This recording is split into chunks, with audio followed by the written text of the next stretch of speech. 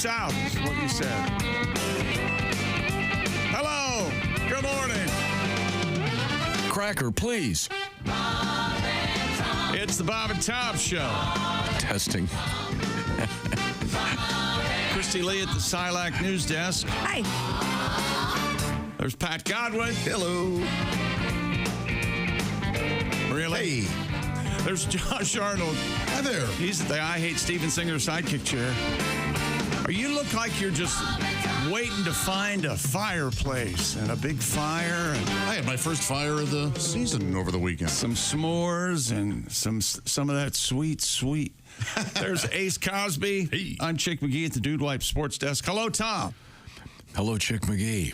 Just right. testing the voice. A little better. Haven't talked much Not bad. in the last few days. Really? Yeah. Weren't you on the road and you didn't talk much? I was on the road, yeah. With the significant, the SO? Went to Las Vegas. And, How much did you win at the craps table? didn't have time. Oh, okay. Flew out there. It's a whirlwind. Yeah. Went to see the Eagles at the Sphere. There are some people who take a vacation or take a quick getaway and they, now listen to me, they relax. No, I did. You did? Yeah. You relaxed? Yes, I did. I went right to bed. I don't believe you. Well, you're wrong. I went right to bed. You relax and you go to sleep. That's how you relax. Is that traditionally how one relaxes when ill? Well, no. Going to bed? No. Some of us. You don't collapse. Certainly one way. Yes, well, don't tell me what I did. I know what I did. I went to Vegas, went right to bed. All right. But got up on Saturday and went to see the Eagles at the Sphere. An amazing, great show. Highly recommended. That Sphere is, that's the future of a certain type of entertainment. It is really something to see. And I could not give it a bigger thumbs up, or both thumbs up. Oh, good. So, but yeah. You had a good weekend. It was great. I didn't cheer too much. I was going to say, did you sing along to every song? Everybody else did. I know. I've seen the Eagles a couple times. It was great. Any woo, or any clap? The woo people. The woo people were I was in a good spot. They didn't have too many. No one ruined it, if that's what you're asking. We'll post some pictures of this. The Sphere is. There were a lot of, how do I explain it? There's no PA system visible anywhere. All the speakers are somehow hidden in the Sphere itself. A wall behind it. Now, correct me if I'm wrong, but this Sphere, it's just like a big ball, right? It's like the big globe at Epcot at Disney World. Yeah. But you go inside, and it is amazing. And there are a lot of visual stuff specially prepared just for the concert. Was there an opener? No. Oh, hey, no opener. But you walk in, and again, it's this sort of 3D. You look up, and you see this. It looks like you're outside. There's a beautiful blue sky. Sure. Oh. It's really something. That's what they use in the Matrix. That's why we don't know any difference between when we're in the Matrix and we're in the real world. Exactly right. Yeah. But it was a good show. I once again, I highly recommend it. I did not participate in any viewing of football because I was on an airplane. So Did you get a run time on the concert or anything? I don't know. No? A couple hours? Oh, yeah, absolutely. Yeah? I would hope at least, yeah. Close to 3? I don't know. I didn't time it. I just enjoyed it. What is this? Am I on trial here? It was a great show. Don't be so negative about it. Am I being negative? Yes. I asked how long the concert was. Question. It was long enough. Next topic. Okay. Would you like to hear about the shoe of the week? It went 9-3 over the weekend. I'd love to. Good job, Chick. How's that, Wow. Tom? And let's talk about some. Jake Bates made a 52-yard field goal as time expired, and the Lions overcame a career-high 5 interceptions. Jared Goff threw 5 picks, and they still won the game, 26-23. Chiefs linebacker Leo Chenal blocked Broncos kicker Will Lutz's 35-yard field goal. Time expired, and Kansas City escaped 16-14 win over the Broncos. Oh. And we got a situation in Dallas. C.D. Lamb is complaining the sun's in his eyes.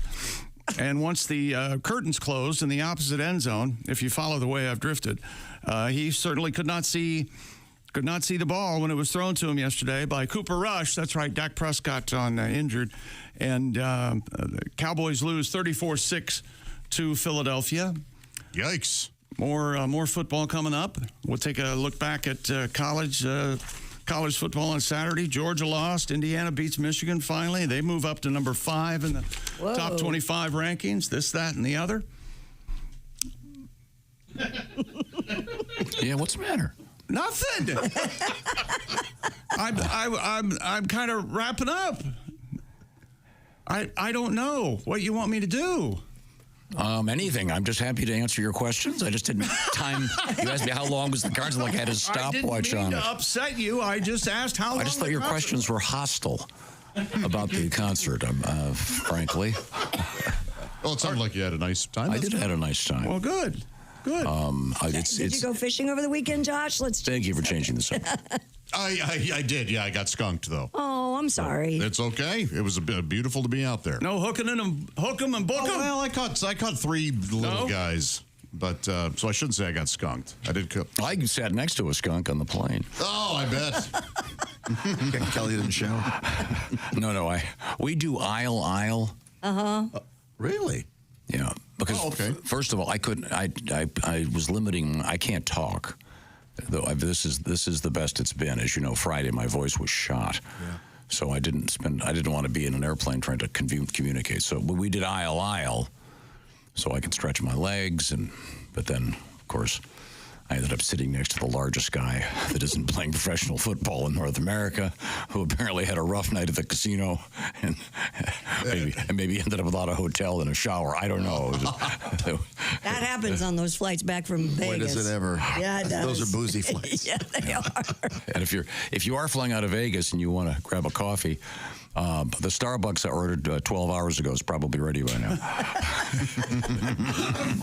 See, the people were furious. It was more than 30 minutes for a coffee. Oh my gosh! I don't know how they haven't figured that out yet, but a lot of people flying out on a Sunday in Vegas. In any event, to be non-hostile about it, I certainly would recommend going to the Sphere. It is a very unusual concert experience. I'm trying to think who's been there. U2, The Dead. Yeah. I guess The Dead was amazing. They had a recreation of where they started The Dead. Oh, wow. I forget the names. In San Francisco, Haight-Ashbury area, but I don't know what. It was the front porch where they all sat and oh wow, came up with. But unlike a flat screen, it is surrounding you like a planetarium. Yeah, exactly, and you can look all the way up. At one point, Joe Walsh was playing in the clouds. Did he complain about it on stage? Because I've heard he and Vince Gill are not fans. Oh, he joked about it. It wasn't really a complaint. Okay. Yeah, they say it's very distracting. That they wish that they would play the video before they go on stage and then kind of. He seems to have gotten into it. Okay, He cool. joked about it. Don Henley talked about it. Again, there's no PA. You don't see any speakers anywhere. They're apparently all on the ceiling.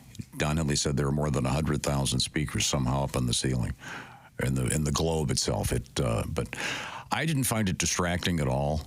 It may be distracting for the players, but like I said, Joe joked about it made his nose look big.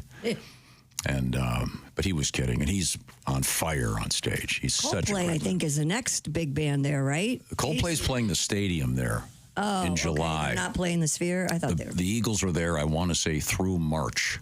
Wow. But it was a big weekend in Vegas because they had Billy Joel and Sting at the stadium. They had Santana was at the Hard Rock. And Adele was at one of the big casino theaters. My gosh, Man. a lot. So any given weekend, but it was a big weekend for music in Vegas. I can't figure out how Vegas is making all that money to get those all those acts there. What do you think they do? They must have some kind of backers. Funded by the state. I don't know. I think the artists also take a cut just to play Vegas. Is that right? Yeah. Is that right? Okay. Yeah. Well, we'll figure it out one of these. The service fee on tickets for Adele was almost $700. The service fee, not the ticket. Doesn't even make any sense. That's insanity. What? That's like some nut. How much should we charge? $700. All right. Was that face value, or was that a That's scout? just the service fee. That's so weird. Everything else, forget the tickets were more than $1,000. Man. People are crazy. This is for Adele. Yeah, that was. Still. Oh, you mean you're surprised that Adele's drawing that? No. I'd never seen a service fee that was more than That's a couple $100. those Pearl Jam fellas may be onto something when they complain about that. Oh, I'm sure the service fee for their tickets were also very high. Don't kid yourself. But now, I did have the opportunity to listen to some stuff on those beautiful Raycon earbuds. Yes, Raycon's earbuds. We all love finding deals this time of year. Black Friday's coming up, Cyber Monday, except with Raycon, because Raycon, you get an amazing deal on premium audio every single day of the year, but that doesn't mean they're not having a Black Friday sale. Oh, yes. They're doubling down by offering Bob and Tom Show listeners up to 30% off site-wide. Check out their latest model of Raycon's everyday earbuds with new features like a 32-hour battery life, multi-point connectivity that lets you pair with 2 devices at once, and active noise cancellation. Even though Raycon's quality rivals some of the biggest names in audio, Raycon started just half the price of the other guys, and they're already an incredible deal, even before you add in Black Friday sale of up to 30% off site-wide. Brand new colors like blue and green and black and all of them. And don't worry if you're not as impressed as I am. Raycon does have a 30-day happiness guarantee. Time to save big for Black Friday.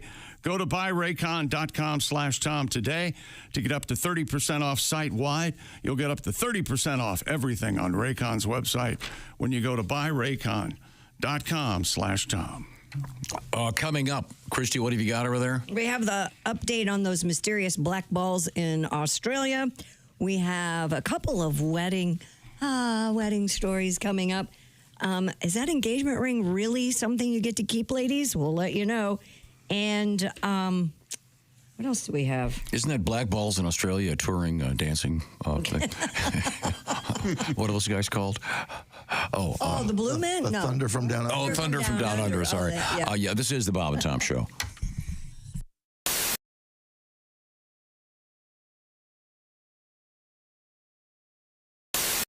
All right, where's my big bowl? Hey Josh, new orange insoles are in with that deep heel cup. You should see how deep this heel cup is. Deep heel cup, you say?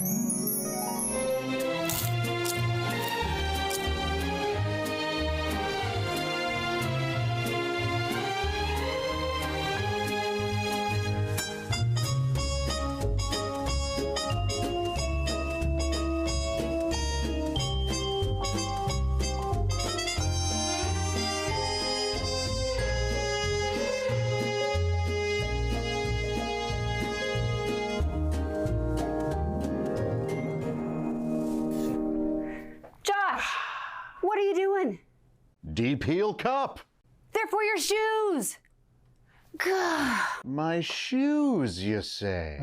Orange insoles come with a deep heel cup and arch support to provide everything you need to keep up with your everyday activities.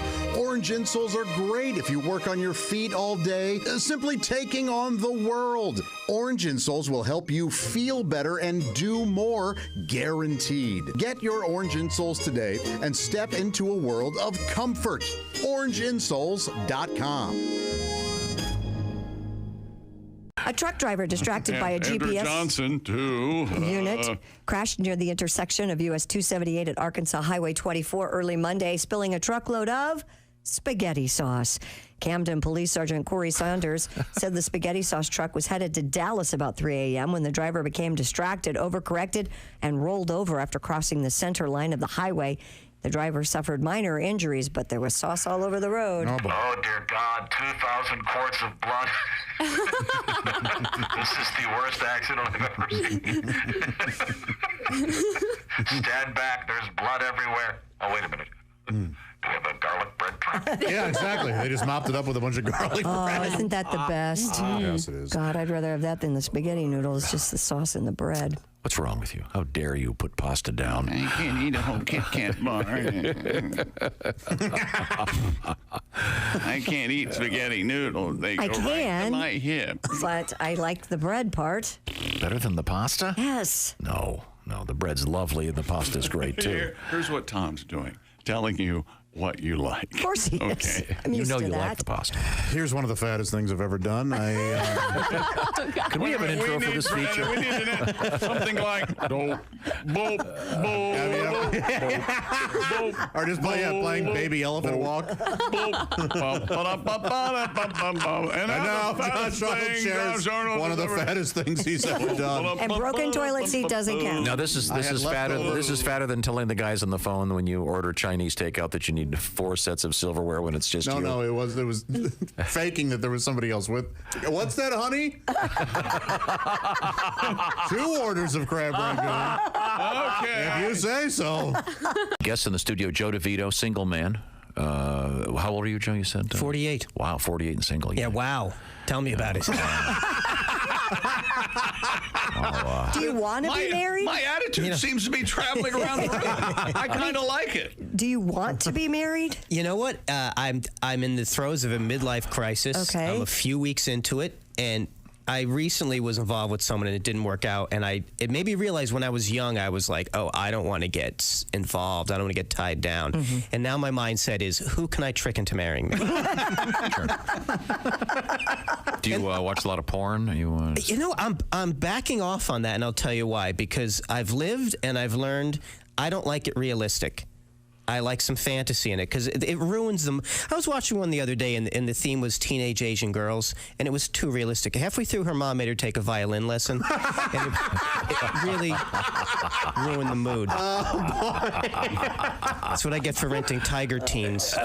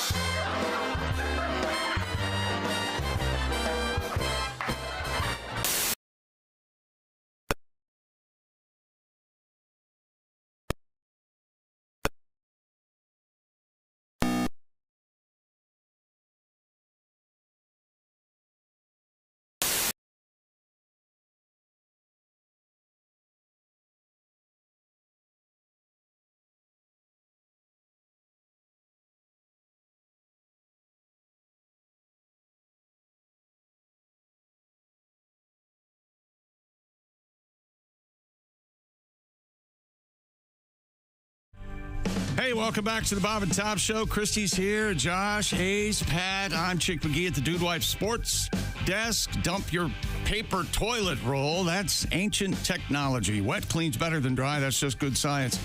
Try Dude Wipes for the best clean pants down. Here's Tom. Thank you very much, Chick McGee.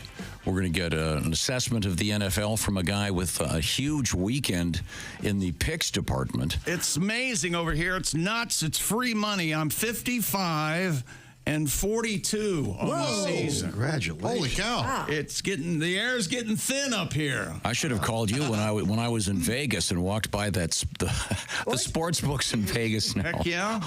It is just ungodly. If someone with a time machine from the past were to come, oh my God, there are 50 gigantic screens up there. Every game in the universe is going on. There must be women and gentlemen who sit there for 12, 14 hours. Because you don't have to leave them. Well, no, you had that story. You were in a sports book, remember? And then you hear this random cheering for what you think is nothing, but it's somebody had the parlay where they got the third interception or something. Yeah. And they've got the trotters up. I mean, they've got every sporting event in the universe is going on. I couldn't get used to the fact that people still smoke inside at some of those places. Oh, yeah. Yeah. You walk in and wait a minute, what? Speaking of time machines, is it 1980 again? Are there any casinos smoke free? This one was smoke-free, kind of.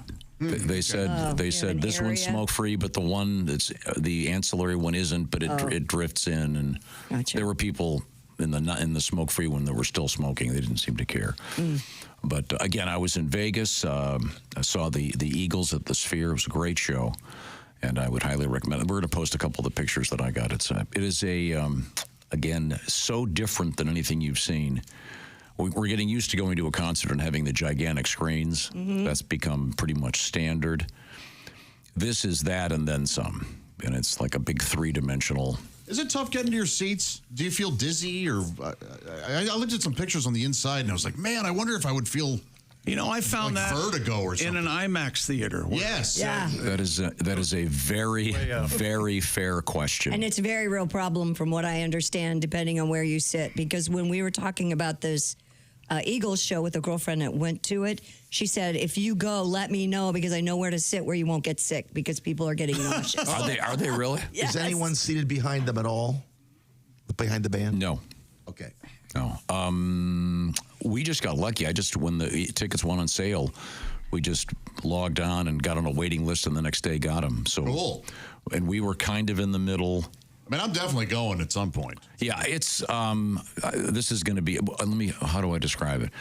The visuals were for the most part completely custom made for that place. Does that make sense? Yeah, that's awesome. In other words, a lot of that stuff wouldn't work on a flat screen. Things were drifting up into space, and at the same time, they also had shots of the band that were blown up, and sometimes they would play with those. Like I said, at one point, Joe Walsh is on stage, doing his incredible work, and if you looked straight up at the ceiling, directly overhead, I took a picture of it. There's Joe Walsh up there in the clouds. It's really cool. Cool. But I could see someone having an issue with the surroundings. But the band seemed to be okay with it, but I guess they may have. Well, no, I'm sure they got used to it after a while, but at first. And they have extended their run, I believe, through March. Check with the Sphere. It'll be interesting to see who's next there. Well, when not hosting concerts, it actually shows a movie every day you can go see. Really? Yeah. Huh. Really? Like I can go see a Ryan Gosling movie at the theater? I think it's a special. No, it's a special movie. Aronofsky movie. Oh yeah. Oh, that'd be cool. And it's like $85. It'd still be $85. Cool. I picked that up at the crab table. That'd be no problem. No, exactly. 85 popcorn. in Las Vegas. $85 is a pack of gum. Oh. You get used to that after a while. I'm trying to think of anything else of interest about this. Now, were you partying so hard that you had to go get a B12 shot? Did that? Did you get an IV the next morning? Yeah. Again, not to. I got off the plane essentially, and Kelly and I went to the room. She went to a concert. I went to bed. As you know, I was not feeling well, so but rallied. Concert by herself On Friday? Yeah, I was really not feeling well. Oh, wow. So I I'm went sorry down. that. What did she go see on Friday? She went to Adele. That's how I was able to give you the. That's how I knew the fee for the ticket was. She loved it. Did she love it? $700 for the fee. That's not the ticket itself. Yeah, she said the concert was great. I don't know much about Adele, so I was okay not going. And isn't that? Didn't Adele come out and say the correct way to pronounce her name or something? You're right. Wasn't that not Yes. that long ago? Like Adele or something? Is that right? Adelaide or Adelaide? I don't know if it's that. What? I don't know. Adele, yeah. You're right, though. I remember something. I just can't remember how to. Yeah, there's a whole bunch of celebrities now that are coming out saying we're pronouncing their name incorrectly. Of course, it all started with Randy Bachman from Bachman Turner Overdrive. Yeah. That's right. Certainly. And what's the other one is it Ariana Grande? Is that the one that? I don't know. Or What no, she maybe it's isn't Roseanne the song Roseanne? Isn't it Rosanna? Isn't that how she pronounces it? And I don't know. Wasn't there one of your favorite actresses, Christy Canyon? Is that how you say that?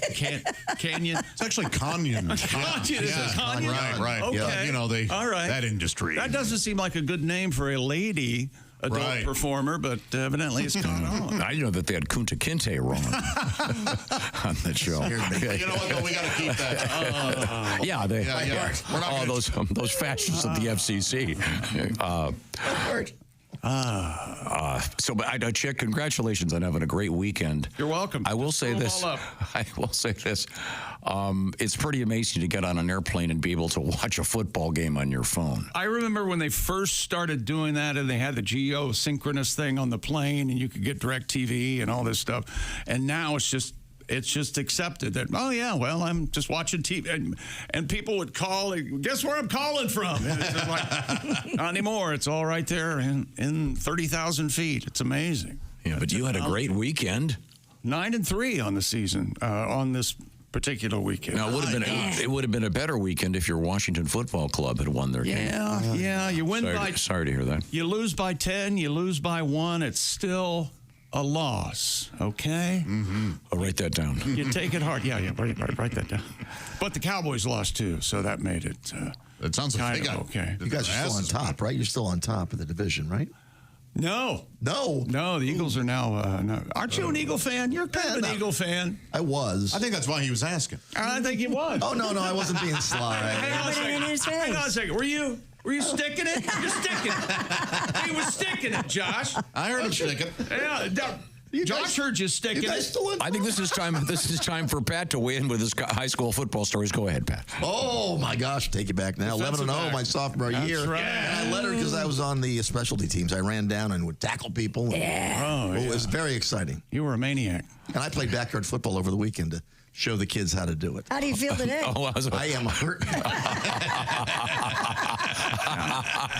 So when do you go into traction? I played with boys that just got out of school and were playing football. Man. Yeah. We played And you in the were backyard. quarterbacking for both sides? I just quarterbacked, yeah. Nice. Jimmy would go down and he'd come running back, dancing back, and I would tell him, hey, tone down the Tommy Tutu. hey. Act like you've been there before, son. A little less mincing. A couple quick things here.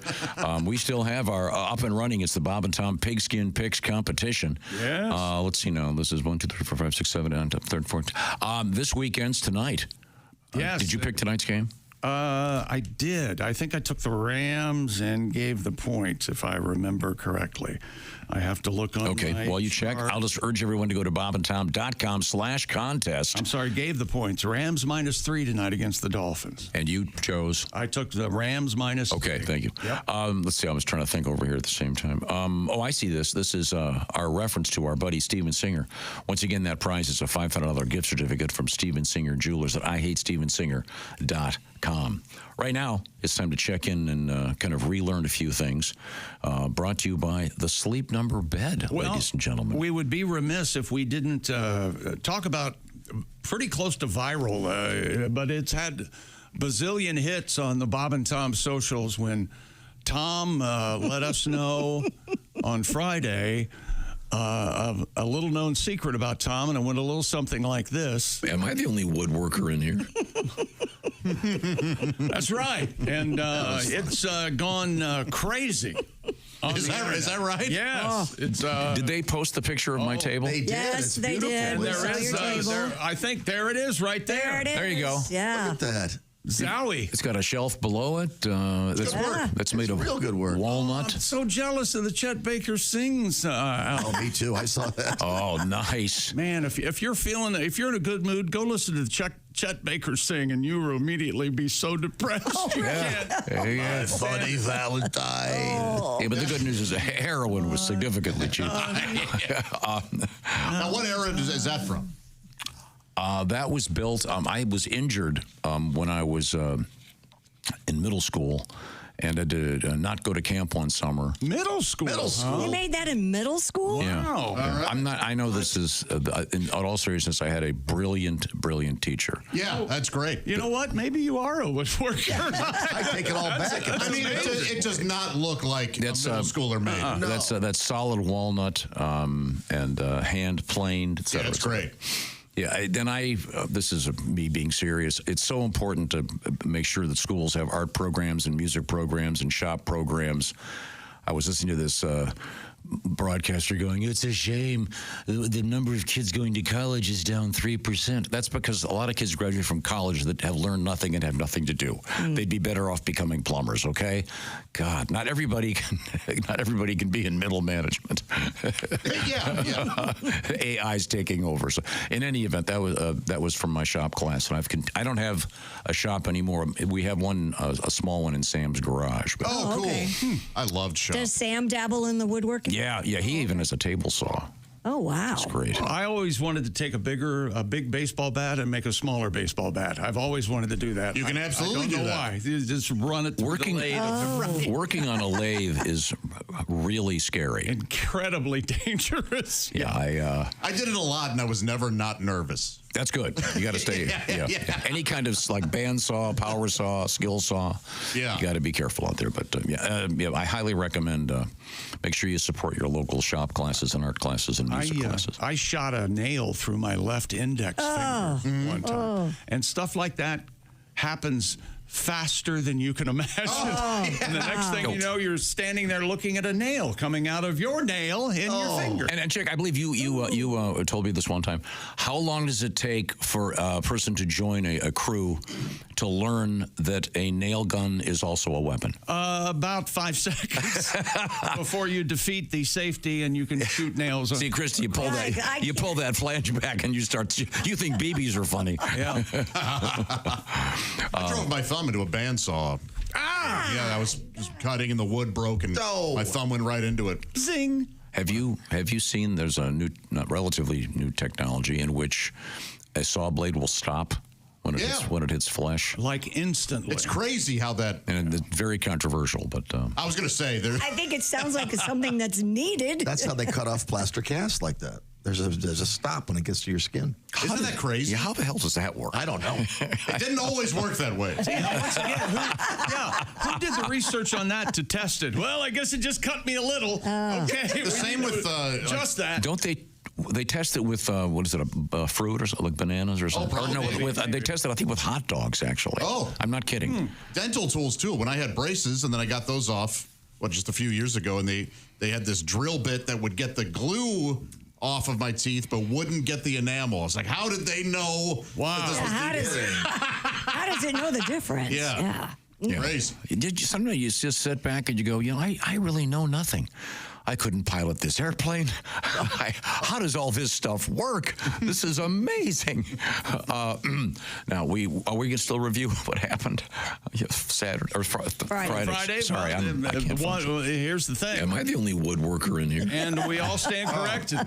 Now that we've seen your coffee table, it's amazing. Yeah, I feel a little bad. Well, it should have been phrased, was I the only woodworker? And do you remember why I brought that up? I don't think we got to why you brought it. It was so wonderful, we kind of moved. No, it was because there was a news story that I just thought was so utterly ridiculous about a wooden satellite. Remember that? That's right, that they sent up into space to see if we could build things on the moon, I believe. Well, it's a good idea. Out of wood. Yeah, just it's so crazy. But they actually have set up this wooden. It's very small. And it was made in Japan. It's quote, the world's first wood-paneled satellite. It's only 2 pounds, remember? Yeah, so it's the size of a volleyball, I guess, called lignosat, which is the Latin word for wood. Sounds like pig Latin. Ligno. It sure does. Lignosat. And there's got to be do you suppose Latin scholars make jokes about their erections? Boy, I woke up with the biggest ligno. Yeah, boy. They're happy enough to have fellatio and the other Latin sounding words. They pronounce it fellatio.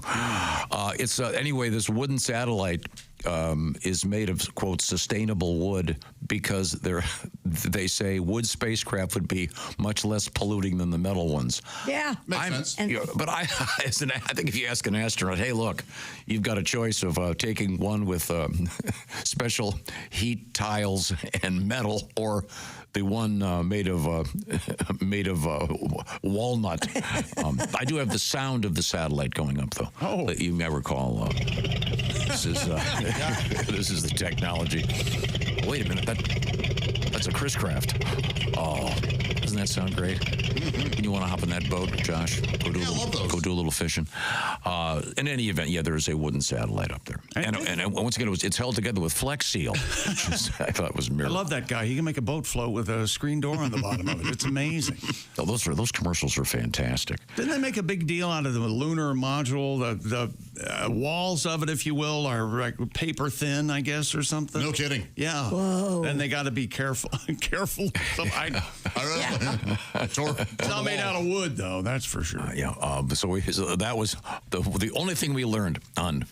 That was it? Friday. No, we learned more. We'll review some of that. But right now, it's time to review Prize Picks and how you can have some fun. Prize Picks is the best place to get real money sports action while watching football and your favorite sports. Because Prize Picks has made daily fantasy sports accessible to everybody, and the app is easy to use. Just pick 2 or more players across any sport, then pick more or less on their projection, and you could win up to 100 times your money.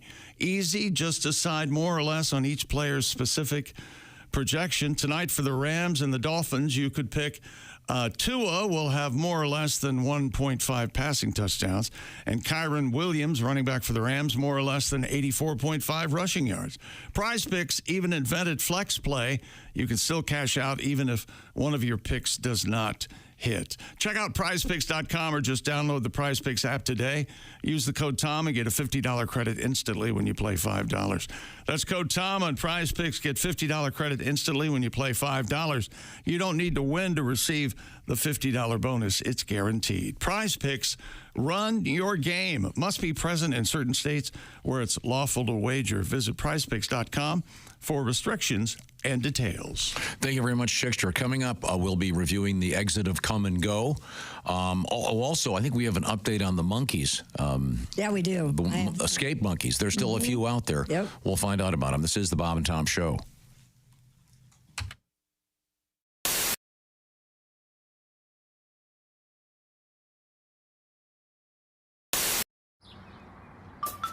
Is that Chick McGee? Why, it sure is. Chick McGee, who knows that an annuity from the folks at Silac Insurance Company means a retirement check in his mailbox every month. Chick works on perfecting his mailbox opening technique. Easy, Mr. McGee. Don't blow that elbow out. Chick isn't quite retired yet. He's just practicing for it. Because one day, Mailbox McGee will be taking his retirement the easy way. SILACINS.com. Silac Insurance Company. Once again, Clayton Anderson, this is called In the Dark. Okay, Greg, go for it. All right.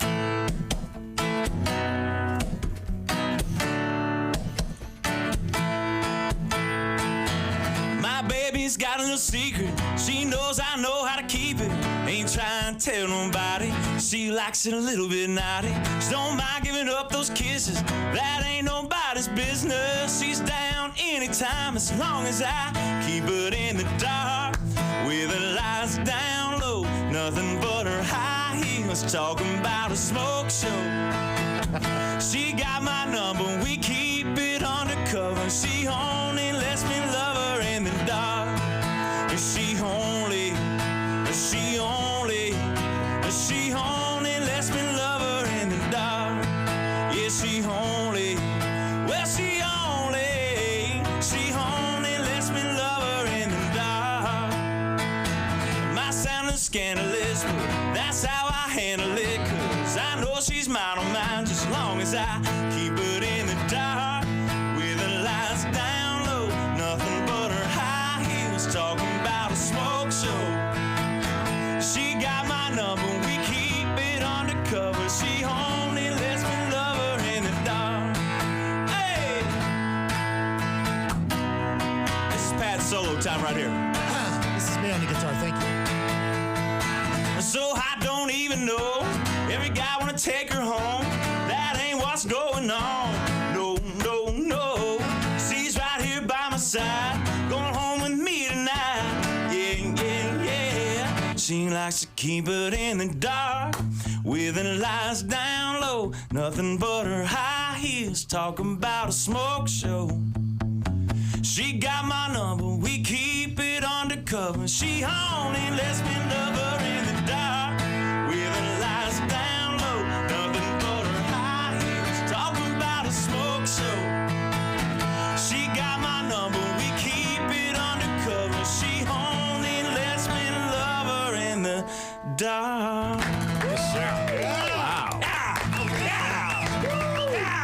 How good is that? Back down to Bedford. Clayton Anderson, that's great. That's a hit. Really cool. Yes. That song is a hit. Hello, my name is Alexa. Are you looking for Bob and Tom Radio? Well, it's on me. Just say, Alexa, play Bob and Tom Radio on TuneIn. Use big words. I got a little test here. What test are we doing? No, don't do this. What? No, I want you to hand this to Jessica. And it's, I don't want to give too many hints. Why is that still in here? I want you to figure out what that is, Jessica. Describe, put it down. And it's got those rubberized rods sticking up. They're about 4 inches in length and about, I would say, 3/4 of an inch in diameter. What do you think those are? Can you describe the four of them? Go left to right. Actually, go right to left. Just describe. Well, they're limper to stiffer. The left little rod is very wiggly. Yes, very squishy. And number 2 gets a little bit firmer. Yeah. Still wiggly. Number 3, again, a little bit more firm. Is that how you normally? If you normally pull it back and flick it with your flicker? Then what's the last one? Then? The last one is just straight up hard. Flick it with your finger. Ow. And not moving around What do you think that is? I'm starting to think this represents a penis. You're correct. Yeah. 4 of them. The revolution. That's if you're going to a doctor and you're looking for an erectile dysfunction drug. Yeah. That's what you use to describe the level of flaccidity, if you will, that you currently have. If you're going to use big words, I don't think you need to go if you're at 4. No. Mm-hmm. Gonna take that out of your mouth and put it down. Oh my God! I just like playing with number 1. It's all wiggly and squishy. Jessica? Jess? I'll take 10% if I testify for you. How's that? It's sort of like a dildo buffet. Hi, thanks very much for joining us. With us in the studio, comedian Dean Edwards, and Dean is a veteran of Saturday Night Live. I know that you mentioned you didn't mention you did a great Chris Rock, Dead On Chris Rock. Yeah, I did a little bit of Chris Rock. Have you worked with Chris? Yeah, well, you know, Chris and I, being both SNL alum, it's funny because I used to see Chris in the clubs all the time. But once I got cast on SNL, then Chris is very sort of reserved into himself and you know, cool with his friends, and he's very, very polite, but if he doesn't know you, he's looking at you like, I don't know you, you know. So once I got on the show, every time I saw him, he was very sort of big brother, very you know, strong with his advice. I remember one time Tracy Morgan and I are sitting in this comedy club in New York, the Comedy Cellar, and we had just had Jack Black was a guest host, and Chris walks in. He's like, you know what? I never watched that show. The one time I watched them, they still don't use black people. I was like, actually, Chris, you know, I was in 4 sketches this past week. He's like, you wasn't in them. You're just in the background. Don't ever be happy they throw you a bone. You got talent.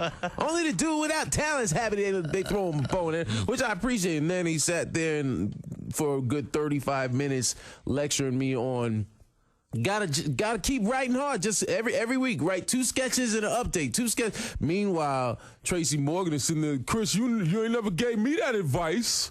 When I started on the show, you never gave me advice like that. I'd appreciated some of that advice. That's how Tracy is, though. That's how he is.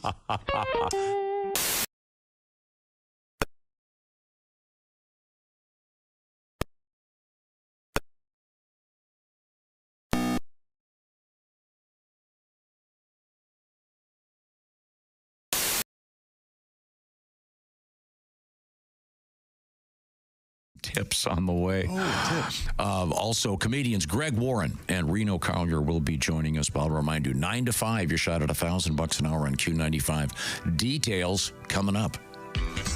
Welcome back to the Bob and Tom Show. Hello.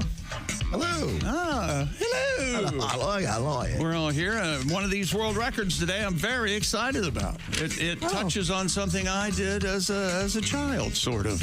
I can't wait to get to it. What do you think of that? All right. There we go. Look forward to that. And if you're a first-time coach in the NFL, even on an interim basis, make sure you've got all the toilets squared away before you start coaching. Whoa, what? I'll tell you here in a moment what was going on. Yep. Wow. Yep. Well, that's very exciting. We really do have to dip our toes into things we learned, brought to you by the Sleep Number bed. I'm a big fan, of course, of the Sleep Number bed. We learned that Josh has not been to a so-called strip club in many, many years. Yeah, it's been a long time. But for some reason, we had strip clubs in the news.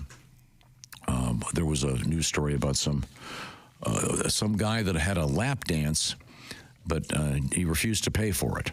Yeah, and he's called been it larceny, right? Grand larceny or something. And as Josh pointed out, back in the day, if you failed to pay for it, you'd have 5 goons coming after you. Yeah, they got it one way or another. What's the problem? You got alligator arms? What's the problem? Now, speaking of food, which we always are, Jess Hooker made a recipe for us on Friday. It's Al Roker's so-called sweet potato poon. Yes. It's called. And it was really good. Yeah, it was sweet potato casserole with pineapple, crushed pineapple in it. And it is, in fact, called poon. For reasons that they don't really know, but we've reposted the recipe. It was delicious. It'd be great for Thanksgiving. Mm-hmm. We also had a news story about a veterinarian. I think this is kind of fun. He was able to remove a large tumor from a goldfish. Just saying that sounds ridiculous. But, you know, I mean, we love our dogs, and we all spend a lot of money on veterinary services for a dog. This was a 17-year-old goldfish. I don't know if I have the capacity for love for a goldfish, as my mother would say. I think you do. I don't think it has the capacity to love you at all. Right. They're completely brainless. They're famous for not having a memory. Aren't there people that talk to them and they come up to the side of the aquarium and who knows what's attracting? I guess. Yeah. I know you're not supposed to tap on the glass. That's They all eat I know. until they explode, for God's sake. They're not bright. Well, this is they're thick. This is a happy story, and they had to apparently somehow anesthetize the fish. Yeah, that was shame on that veterinarian. Well, no, I think it's ripping those people off. And again, I think Josh pointed out that they were able to take the tumor off so they have room enough to flush it down the toilet. That is not the case. The surgeon, Dr. Emir O'Reilly, performed on his friend's beloved fish, Merlin. His wife's name? Baba. Yeah. Baba O'Reilly? Baba O'Reilly. Boy, that'd be tempting, wouldn't it? Anybody? If your name was O'Reilly. A little who for you there. We learned that my aunt had 2 poodles named Jacques and Pierre. Yes, we did. You're not going to believe me, but after Jacques and Pierre died, I forgot to tell you guys that these were standard poodles. They were buried under a miniature Eiffel Tower in your backyard. No, and I love standard poodles. I'm a big fan. She had sculptures made of them, life size, and they were outside. I'm totally in the garden? serious. They were out in the garden? No, as you drove in, she had a kind of a long driveway. As you drove in, Jacques and Pierre were sad woman. Oh my God! You didn't like people put lions? Yes, I'm totally serious. Is this the same aunt that was extremely cautious about life? No, that was a different one. Oh, okay. Other side of the family. Okay. Those are some of the highlights of some of the classic stuff we learned. And we do have an update on one of the things we learned about on Friday was the monkeys escaping the medical lab in South Carolina. They have over half of them back. I thought they have 25. I thought there was only one. Well, as of yesterday, they found 24 more. They've corralled 25 total. And these are macaque monkeys? Yes, the rhesus macaques. I forgot about that part. Yeah, cops coming to the door going, I'm looking for a macaque. Monkeys? Macaque. You. The cop. Remember the bit. As you recall, most of the police, where was this? This is in South Carolina. Yeah, most of the police they're from the Boston area. Oddly enough, that's interesting. They moved down there for their donkeys and their the donkeys. We got into an argument about that. I love it. Says here it says the apparently a quote a new employee didn't fully shut the enclosure. I believe what they meant to say was a former employee. And it doesn't say if these monkeys are infected with any diseases that'll give you superpowers. I'm kind of hoping. Now, wait a minute. Doesn't this sound like a video game, Josh? Yeah. Like they did say they are not infected with diseases, so there's no harm. A radioactive monkey. You could be Monkey Man. Oh, you turn into a monkey? Monkey Man. Do they have a superhero movie like that? I'm not that I'm aware of. Oh. Yeah, I'm not a fan of monkeys. I don't ever want one as a pet. You see that little monkey in Little Rascals that was kind of cool, but monkeys throw turds. Yeah. They bite. Yeah. I don't know. I did watch that series of what's it called, Bad Monkey, with Vince Vaughn. Yeah. That has a little macaque in it. I've not watched that. Oh, a capuchin. Vince has a little macaque. No, it's a capuchin. Oh, and that I don't know. The monkey doesn't really do much. Wears a diaper though. Yeah. Well, that's good. Yeah. But in any event, so they still have some of these monkeys on the loose. So if you're down there, and they're warning people, don't try to catch them yourself. No. They have professionals. We had a real funny story about a raccoon at LaGuardia Airport. Today, we have a very bizarre story about the infestation of raccoons in Germany. There are millions of them, and they're not supposed to be there. Oh, no kidding. Yeah, they're an invasive species, and it's causing a big problem there. And we'll hear about that. Oh, also, we had some kind of sad news. This guy has passed away. You've got mail. That's the voice of Elwood Edwards. He was the voice of AOL. He actually was a behind-the-scenes guy at WKYC TV in Cleveland, Ohio. But his wife was working for the company that would eventually become AOL. He recorded 4 different voiceover things. Goodbye, Files Done, Welcome, and You've Got Mail in 1989. And that became universal, the You've Got Mail thing. And they don't. Does anyone still have that? Can you still have your email? I still have it. I haven't heard that in a while. I don't. Is it still there if you want to have it? It might be. I haven't. My notifications are off, so I don't have the. Remember, CompuServe was in Columbus, Ohio, and that was the first kind of baby internet where it was you could connect to it and dial-up, and it was a dial-up. And then Leisure Suit Larry was one of the early computer games, and you would have to C:/enter all of your moves on the keyboard. Right, man. That seems like a million years ago. And Steve Jobs and Steve Wozniak, they got one of their starting things besides scamming telephones was Pong. Screwing around with that game. That was huge. Yeah, that was primitive. But in any event, sadly, the man who did the You've Got Mail is permanently offline, so to speak. And we heard he made, we're not sure if this is a fact, but we heard he made $200. $200 for recording that. So that was a badly negotiated contract, to say the least. But apparently he was a super cool guy and loved being behind the scenes at TV stations and was well loved and had a good life. Finally, we found out that the Come and Go gas stations, it's spelled K-U-M, they are in the process of changing their names. A company called Maverick purchased them. And I guess the ones in Oklahoma are already in transition, but the rest of them, and that's a regional footprint, the Come and Go gas? Primarily, I believe so. And what was you nominated? What was the name you thought of? Gas and Goo. And then I believe, Josh, you had Jizz and Skedaddle. Was that? Jizz and Jet. You want to keep the Jet. Oh, sorry. Yeah, you got to keep that. Yeah. But Come and Go's nice. That's number one. Ironically, the agency that named Come and Go, we found out, did name the brand new BJ's Wholesale Club. So everything is doing great. Coming up in sports, we have the stellar record of Chick McGee with the shoe-in of the week. Unbelievable. I'm killing it over here predicting games, and we'll have a new coach in the NFL yesterday, and now it's become a part of his game day routine. We'll talk about it. And we had a game in Munich, Germany yesterday morning. Oh. And, there was singing. I heard that's exactly what we had some singing yesterday, and the entire world is American, whether you like it or not. Yep. That was our goal. This is the Bob and Tom Show.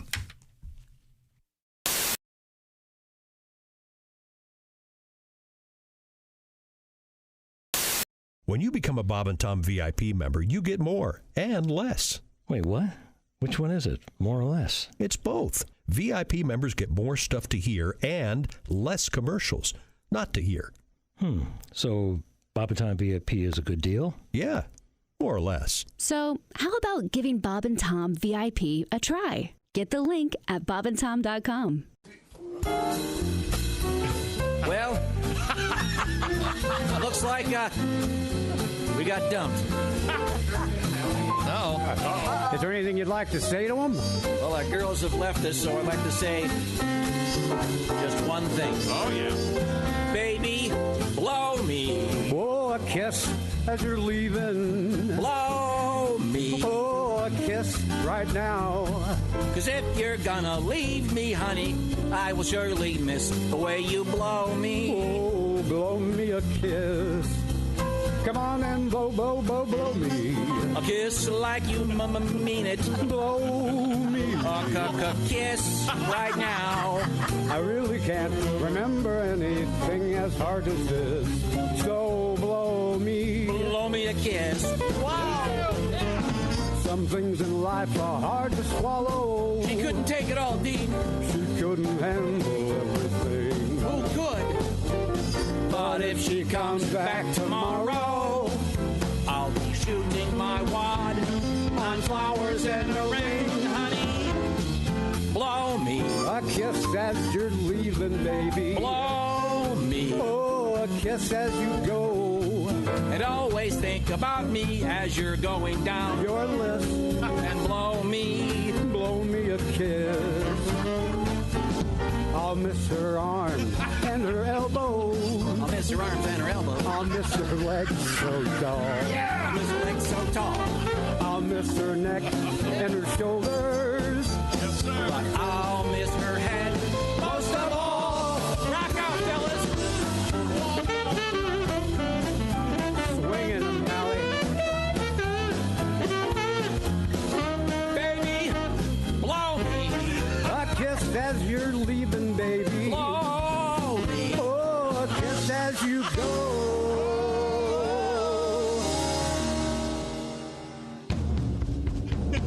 And if you wanna come home, honey, that's okay.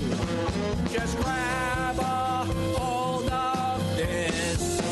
And baby, blow me. Baby, won't you blow me? Blow me a kiss. Oh! Hi, Miss Malcolm. Oh, Allie. I'll miss your arms and your elbows. Woo! Fantastic. The Bob and Tom Band and Orchestra. Amazing. Thank you, Dean. Thank you, Jerry. Oh, that's fantastic. Tiki Barber here. Remember the days when I was a running back in the NFL? Well, if you're on your feet all day like I was, you get the struggle.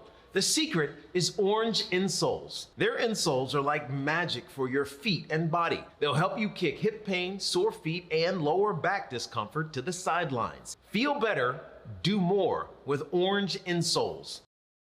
It's very personal to me. I mean, actually, I'm feeling really good, you know, at the very, very moment. You know, I've had my cigarettes and all that. And, but this has actually been a pretty tough year. I think it's been a tough year for everybody. And my newest thing is that every time I get a piece of mail, it's bad news, no matter what. So I finally just put a trash can in front of my doorstep and just put a little note there to the mailman just saying, please deposit all mail into this and then take it out on Mondays.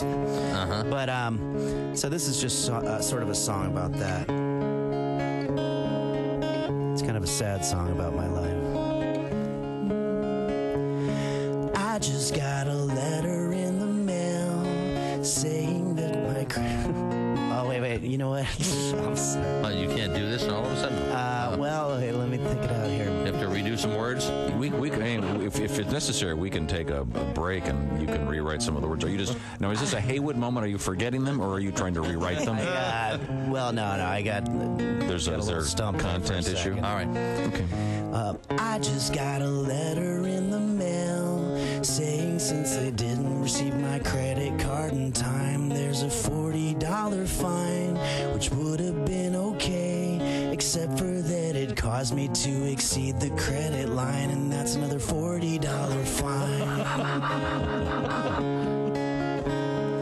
Then I got another piece of mail saying that the balance due was drawn from my account, which caused a bunch of checks to bounce, $40 each. And the worst part is that one of those checks was for the DMV for my registration fee. So one day I was on my way to work and I couldn't find my car. It wasn't where I parked it just the day before, and then I got another piece of mail saying since the registration tags were out of date, they just towed my car away, which wasn't quite okay. I called them to explain, and when they finally put me through, they just made me wait on hold.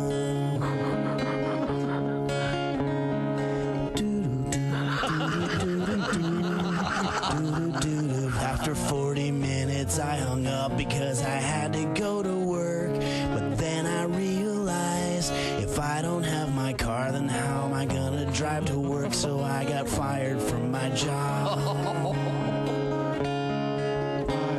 So here I am, living in a box underneath a bridge in a quiet little town. And I take a look around, and things are quite okay. I don't have any bills, and the best part is that I don't get any mail. Henry Phillips.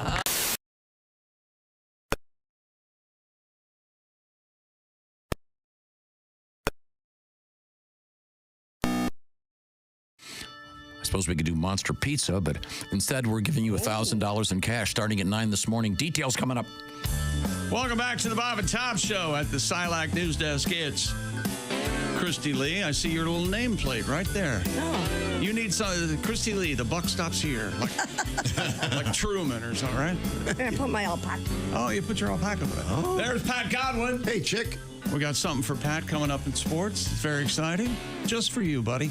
There's Josh Arnold, the I Hate Steven Singer sidekick chair. Hi, chick. Ace Cosby in the Salute to Service Raiders NFL shirt. It's a Henley, if you will, a zip-up Henley. Mm-hmm. Look very cool. Looking sharp. Yeah, I like it. Happy Veterans Day. I'm Chick McGee at the Dude Wipes Sports Desk, and here's Tom. It is indeed Veterans Day, and thank you for your service, all the veterans out there. Yes. And we do have a couple of veterans requests, including this one, rather unusual. Oh.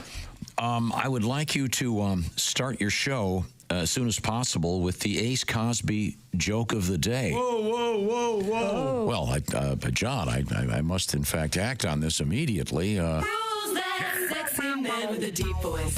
Ace Cosby, here he is with his joke of the day. Hey, Chick. Yes, Ace. Do you hear about that guy? He got hit by the same bicycle day after day, every day. A guy got hit by the same bicycle day after day. No, I didn't hear. What happened? It was a vicious cycle. Well, sounds vicious. Well, John, you asked for it. And John is a veteran of the United States Air Force. And Ace's joke of the day is brought to you by Sleep Number. Sleep better together during the Veterans Day sale. Oh, save 40% on a Sleep Number special edition smart bed only at a Sleep Number store or at sleepnumber.com. Thank you very much, Christy Lee. Thank you, John. Yeah. Thanks a lot, John. John, remember you fought for our country so that joke could live. You're not going to hear that joke. Okay, never mind. Where we might be invading. John is in, where is he? Oh, it's Sioux Falls, South Dakota. Thank you very much, John. We appreciate it. Hope we got that in on time for you. Now, we are going to turn over matters to Mr. McGee. Yes, NFL yesterday. First of all, weird doings in Tampa between the 49ers and the Buccaneers. Jake Moody, who you never know what he's going to do. Having a bad day, wasn't he? Unbelievable. He wears all of his emotions right there on his foot. He's a kicker. Jake Moody redeemed himself after missing 3 earlier field goals by kicking a 44-yard field goal as time expired to give San Francisco a 23-20 win over the Tampa Bay Buccaneers. That's almost halfway across the field. I know. Can you imagine? 4 yards. Can you imagine the pressure? You've missed 3 of them. Yeah. God. Maybe there's less pressure. Maybe I'm just going to miss this. And then he kicks it and it goes. And one of the stars of the San Francisco 49ers, Deebo Samuels, the 4th, I believe, he got into a fight on the sideline with the long snapper of the field goal unit. And was pushing him around, and Jake Moody had to get in between them to separate them. They were fighting. It was nuts. Man. And then after that, he went out and kicked the winning field goal. How about that? Yeah. And speaking of field goals, Jake Bates made a 52-yard field goal as time expired, and the Detroit Lions overcame a career-high 5 interceptions by Jared Goff. Ugh. Not 1, not 2, not 3, not 4, 5. And the Lions rally for a 26-23 win over the Houston Texans in Houston. Texans are now I'm sorry, the Lions are now 8-1 for the first time since 1954. Wow. Man. When Buddy Parker was the coach of the team, but I'm sure you guys all knew that. BP, sure. Yeah. What percentage of players were wearing face masks? Oh, geez. Face guards back in those days. I know it wasn't 100%. I know that. Man, oh, man. And we had an exciting win in Kansas City, if you're a Chiefs fan especially. Chiefs linebacker Leo Chenal blocked Broncos kicker Will Lutz. The nickname has to be the Putz, right? You would think. Here comes Lutz the Putz. They blocked the 35-yard field goal as time expired, and Kansas City wins 16-14 over the Broncos. That extends the Super Bowl champs' winning skein to 15 games, reaching back to last year. What number is Chanel? Number 5. Okay, yeah, I thought maybe that was. Number 5 is alive. How does one spell Chanel? Chenal. Oh. Chanel, yeah. I don't know. Were there a 1 through 4? I'm not sure. I think like he does have 4. Lou Bega's Mambo, where it just started with 5. Oh, you mean the actual Chanel perfume company? I think it was Chanel 5. I think it was. Maybe those were so-called beta versions. Right. 1 through 4, we never got to smell. I don't think they sell. Number 2 smelled really crappy. That was a rough one. It's endured, that Chanel number 5. It's still around. Man. Yeah. The Chanel number 2 joke, it rears its ugly head up every couple months on this show. It's never not funny. And speaking of number 2, they made a change in New Orleans. They fired their head coach, Dennis Green. And the Saints, though, bounced back and get a win yesterday against the evil Atlanta Falcons. Interim head coach Darren Rizzi, they call him the Riddler, didn't think New Orleans would have a good day at first. After the Saints beat the Falcons 20-17 to go to 3-7 in the first post-Dennis Allen game, Rizzi told reporters he thought he was going to have a crappy day when he got to he gets to use a brand new restroom, the coach's locker room. Okay. And it went a little something like this. This is how my day started. I get down here to the stadium, I get down here to Superdome, I go in the head coach's locker room, which, I've never used before, right? So here I am early in the morning, I go to the bathroom, and this is how my day started. I clogged the toilet. And I'm like, this is going to be a crappy day, pun intended. And so, listen, I'm like, okay, this is not really a great start to the day. Here we go. Clogged the toilet. Guy sounds like the guy's got a raspy voice. Is it always like that, or does he have laryngitis like I do? He's got. Sounds like Super Dave. Yeah, he does. Sound like he absolutely does. Yeah, I think he kept yelling and screaming probably at the play. Wait a minute. Yeah. Can you play just a little bit of that again? You're right. It does sound like Super Dave. This is how my day started. I get down here to the stadium, I get down here to Superdome, I go in the head coach's locker room, which, I've never used before, right? So here I am early in the morning, I go to the bathroom, and this is how my day started. I clogged the toilet. And I'm like, this is going to be a crappy day, pun intended. Oh, pun intended. That guy's name is... Coach. What's that guy's name again? Darren Rizzi. I know what his nickname is, huh? The Clogger? The Jizzer. Rizzi the Jizzy. All right, sir. Why not? Joey Logano won the NASCAR championship yesterday. But don't talk about it. Forget about it. Forget about it. Joey Logano. 3 times he's a made guy. Let's take a look at the brand new AP Top 25 is out. Oregon stays at 1. Ohio State 2. Texas 3. I'm going to guess number 12. Texas 3. Penn State 4. Some school in Virginia. Number 5 is Indiana. Number 6 is Tennessee. Number 7, BYU. Notre Dame comes in at 8. Alabama 9. Ole Miss 10. And what number did you want to know about? 12. It's a school in Virginia. Miami. University of Miami. Of course, just outside of Richmond. It's a short drive in a private jet. And the Kansas City Chiefs, as I said, blocked a field goal yesterday to win the game as time expired. And here's what it sounded like in Spanish when it happened on the radio. Se viene el bateador Lux de parte de los Broncos, el número 3. Se acomoda hacia adelante. La patada. ¡Ey, bloqueo! Oh, it's like the end of The Sopranos. Viene el bateador Lux de parte de los Broncos, el número 3.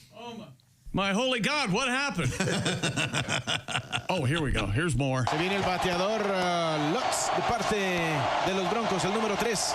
Se acomoda hacia adelante. La patada. ¡Ey! ¡Bloqueo! ¡El bloqueo, Hanna! Se bloquea esta jugada. Y Kansas City se lleva la victoria del día de hoy. ¡Hay bloqueo! ¡Los Broncos la fallan! ¡Los Broncos no pueden hacerla! ¡Y los Kansas City Chiefs se llevan la victoria!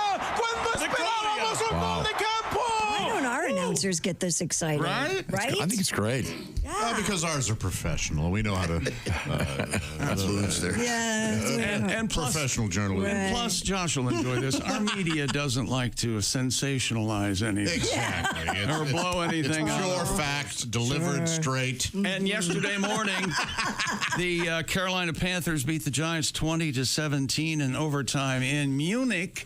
Oh. And the referee, Sean Hockley, getting into the spirit of the entire proceedings, announced a call in German during a penalty, and it sounded like this. Verstadt, Angriff. Oh. 5 Yards treffen. It's by the center. It's third down. Whoa. And the crowd goes nuts because he tried. He's trying to speak German. Verstadt, Angriff. Oh. 5 Yards treffen. It's by the center. It's third down. Wow, and that's no I'm a jelly donut, but still. It's, yeah. I still get a little nervous when somebody speaks German and then a whole crowd goes crazy. The Albert Speer Stadium lighting. And yesterday, in honor of Pat Godwin, they paid tribute to John Denver. They did. In Munich.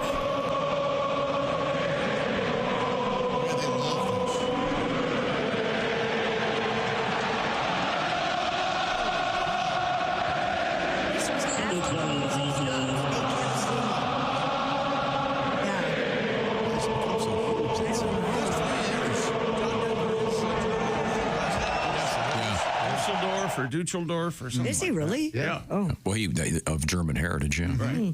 That song is huge. You know who co-wrote that? The guy that wrote the song "Afternoon Delight." Oh, no kidding. The sky rockets in. Yeah, the song about daytime. You with your daytime intimate encounters. Yeah, baby. Feet by my ears. Yeah, that guy wrote that too. Afternoon delight. Now, a couple things coming up. On my shirt. Coming up, we have the mystery of the black balls. Holy black balls, Batman. Not a pornographic film. One of the banned Scooby-Doo episodes. We have a bizarre, obviously a lot of discussion about the severity of concussions. We have a very odd concussion story that sounds like a Hallmark movie.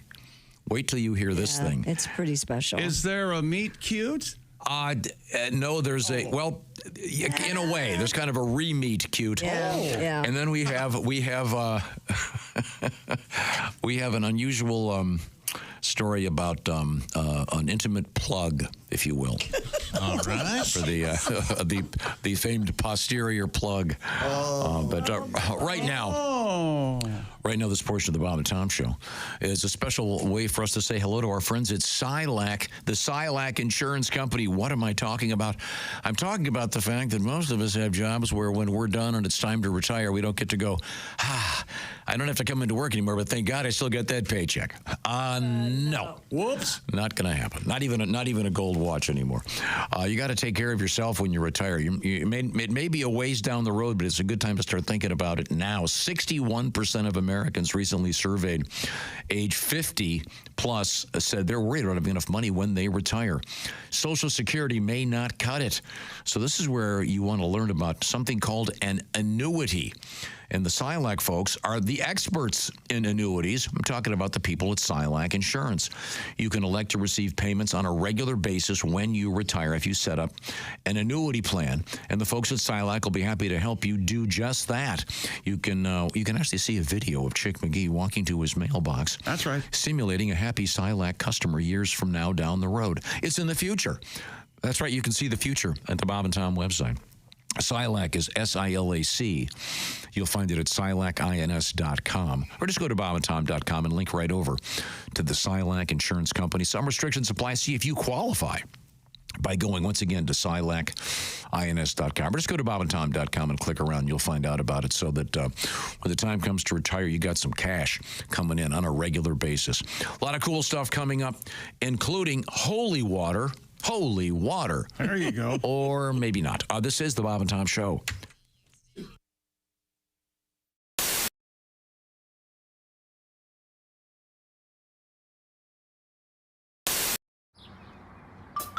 Is that Chick McGee? Why, it sure is.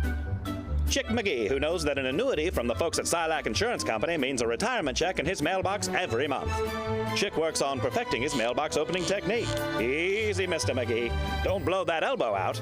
Chick isn't quite retired yet. He's just practicing for it. Because one day, Mailbox McGee will be taking his retirement the easy way. SILACINS.com. Silac Insurance Company. Authorities say a man's penis was bitten off and eaten by his dog. Oh, why would this Residents in the town of Hearn contacted police upon the dog's incessant barking coming from the man's home in the middle of the night. First responders broke down the door to find the dog's 66-year-old owner gravely injured and rushed him to the hospital. My Vina! The man's male member could not be found. In the dog's Officials believe the man's dog, said to be about the size of a Jack Russell, bit off the man's member and ate it. He's adorable. Yeah. So small. I believe we have a new singer here. Oh, yeah, we do. It's Herr Adolf Gulpenkaken. Gulpenkaken. Oh, my God. Wait a minute. Adolf Gulpenkaken. Okay. German, yes. Once again, this is about the doggy eating the schlong of this poor man. His owner, yes. I don't think the German would say schlong. Well, that's more pre-1945. He thought it was an Oscar Mayer Wiener. That is why my doggy barked at me. He chomped on mein Wiener Pussenschachten. I've got nothing to hold on to when I pee. Thank you very much. Oh, thank you. I'm Sir Adolf Frankendicken.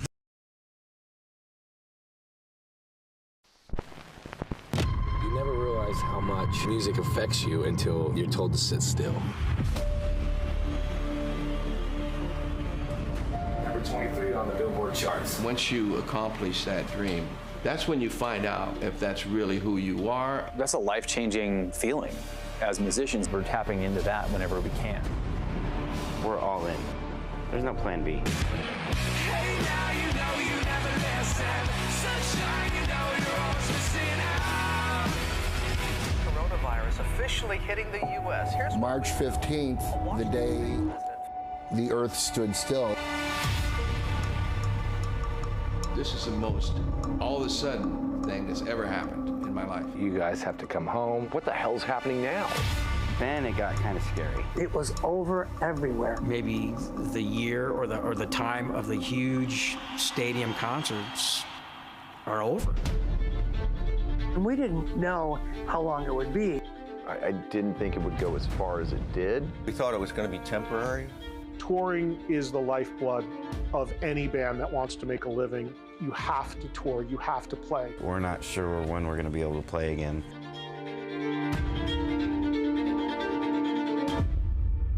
It's starting to chip away at my soul. This pandemic has impacted everybody in the music community. Sometimes I feel like, wow, do I even belong here, you know? Just heartbreaking, man. How are we going to get through this? Dude, you gotta call Eddie. It's definitely tested us. Reduced capacity make it almost impossible for a band to play. How am I supposed to pay him? Been all doing other things to make a living because it's been shut down. He ain't coming for free.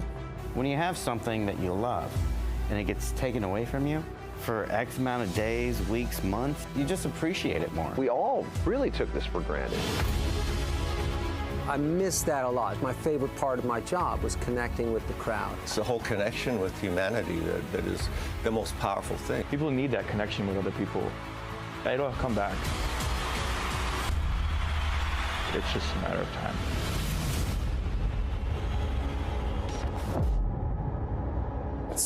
20-year overnight success type of situation.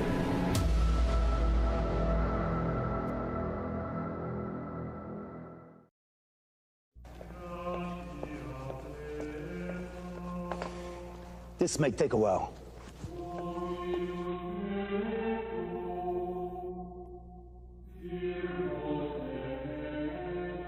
So how'd it go, boss?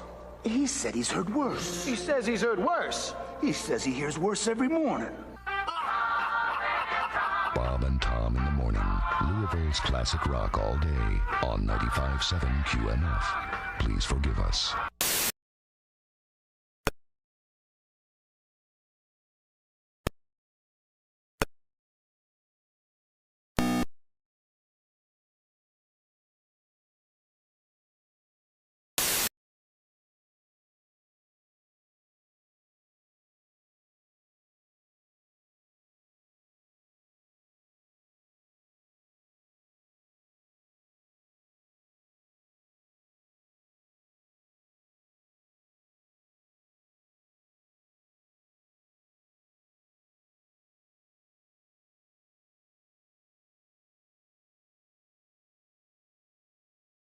Show.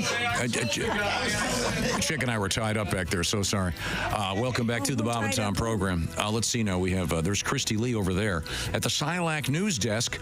Chick celebrating the fact that he had a killer weekend. I was the one in Vegas, but I should have been at the sports book on the phone with Chick. Yes, sir. Chick McGee's at the Dude Wipes sports desk, and he wiped out the competition against the spread. Yes, I did. 9-3 on the week, pending tonight's game. Yes, sir. And tonight you've got the Rams, is that correct? The Rams minus the points. Yep. All right. I'm laying. Very good shit. And then the Sidekick headquarters for the planet Earth is located just to my right.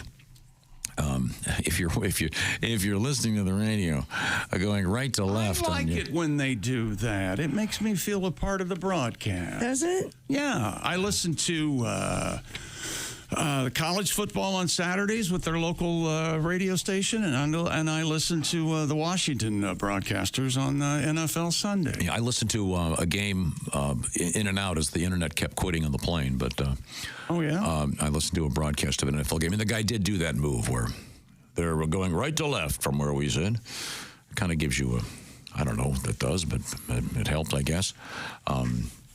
I'd like to help the Starbucks Corporation. Yeah? Well, how as you know, they have a new CEO. What would you say the priority would be at an airport if you have a coffee shop? Speed. Speed. People are trying to get to a date. Yeah. Say it's a Sunday morning, you're in Vegas, a lot of people heading home. Those are packed. The longest wait in the history of coffee for a Starbucks that was the size of a closet in an airport full of stores where there's no one buying anything. Yeah, you never know. And you've got those airport stores where you're wondering, is anyone even here? They're selling expensive luggage. There's no one there. Starbucks, you want to make some money? Maybe they could have had 3 people call in. You don't know. That's the problem. No, it was literally 40 minutes. It's the longest I've ever waited in my life. Wouldn't that be funny? Doesn't change the fact that 3 people could have called in. And for a pickup, they call the airport Starbucks. Yeah. Well, I guess you could call right there from the airport, I guess, right? I feel nothing for people who are waiting too long for their Starbucks at the airport. That's because you don't like... You want sympathy for that? No. Hey, Tom, just for future reference, that's hostile. I'm just, now that I think about it. Josh, it wasn't hostility. I was saying I'm trying to help them make money. They know you. Okay, yes. Starbucks would love to hear from you how they can do better. Okay, don't they rule the world? Yes, pretty much. Yeah. Not that one. They were a lot of very pissed off people. One of the fellow flyers ended up at the expediting the coffee, picking them up. Bros. Sally? Susan? Hey, is there a Susan here? Oh, I would have been furious at that a-hole. Mind your own business, dude. No, we were people not paying attention? They waited that long? No, there were 30 people waiting in this cluster in the hallway. I've got a question that no one will know the answer to. I'm just curious. Battlestar Galactica, both in the original television show and the remake that they did, that's amazing. If you haven't seen it, go watch it. they have a character named Starbuck. Oh. And in the first one, it was, they're both pilots, but one's a guy and one's a girl in the later.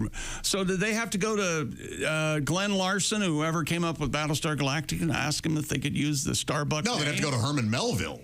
It's a is Moby it Dick Starbuck reference. from Moby Dick too? Yeah. Oh, that's right. And and there was Ishmael, Starbucks, and chock full of nuts. That's right. Chock full of nuts is whatever happened. By the way, how did they drop the ball? That used to be like the coffee thing in New York. How did they? Are they known? Or stores. Yeah. They were and all of a sudden, they just got completely wiped off the map. Are they completely wiped off? Do you remember the jingle? Chock full of nuts is a heavenly coffee. I don't remember that. Were you like me? When the first time I went to New York, I'm like 12 years old, and jock full of nuts became standard. Oh, yeah. That was a class. That's fantastic. Hey, Mondor, I hear you got a jock full of nuts. Get it? Who did the last drip?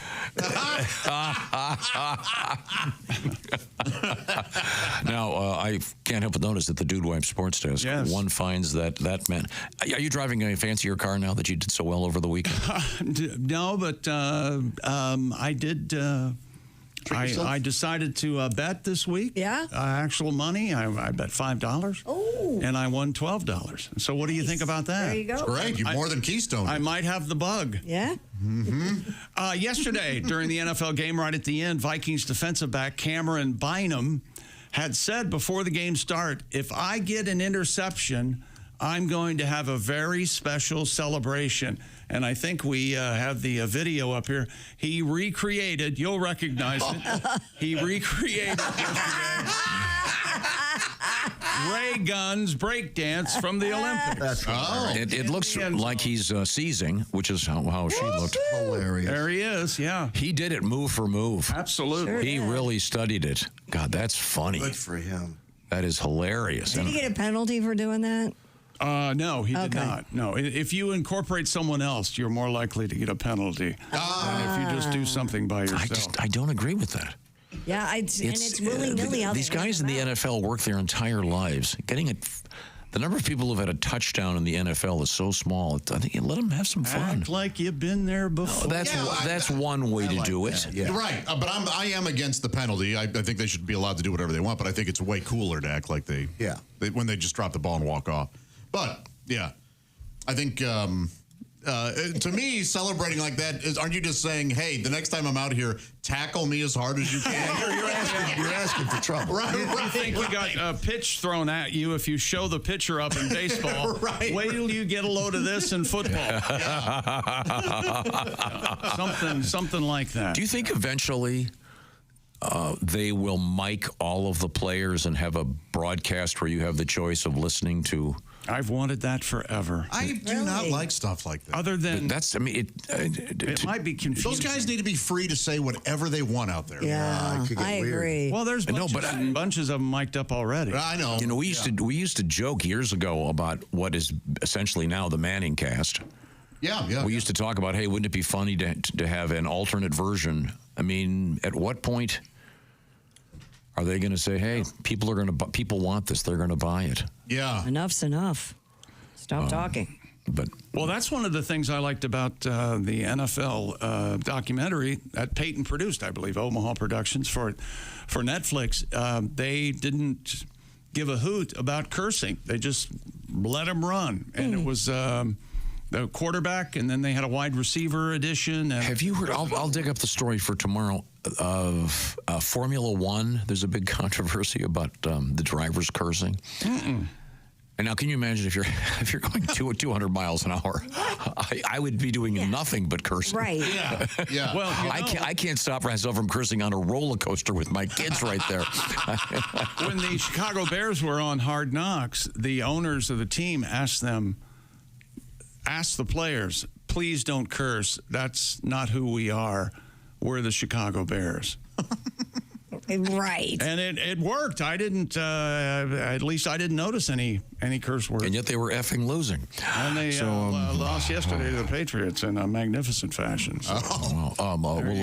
Once again, the shoe-in of the week, if you'd like to be part of it, check out the Bob and Tom Pigskin Picks competition at bobandtom.com. You could win that gift certificate from Steven Singer Jewelers. Back to you, Chick. Free money right over here. Free money. One more time from the Munich game yesterday.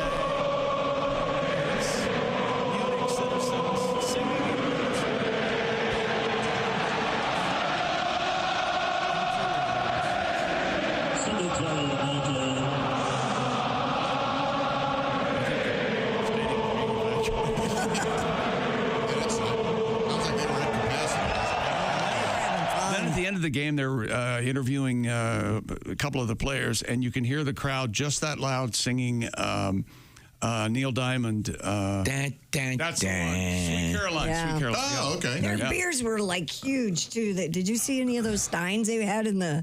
Oh, they yeah. were like a plastic. I hope they were a plastic. They're about as And isn't the beer half booze over there? Isn't that a problem? I think the ABV is like 13% or something. We were talking about that great song "Country Roads,"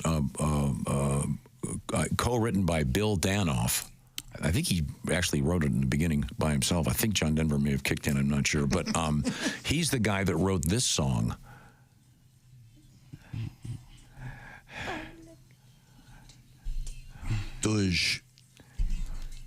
That's wasn't his wife? Wasn't her wife done like Taffy or something? His wife's name is Taffy.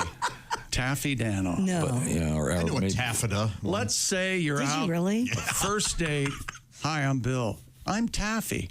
I tell you what, I just got a call and I need to go. Taffy's the supervisor of neurology at the. Yes. Yeah.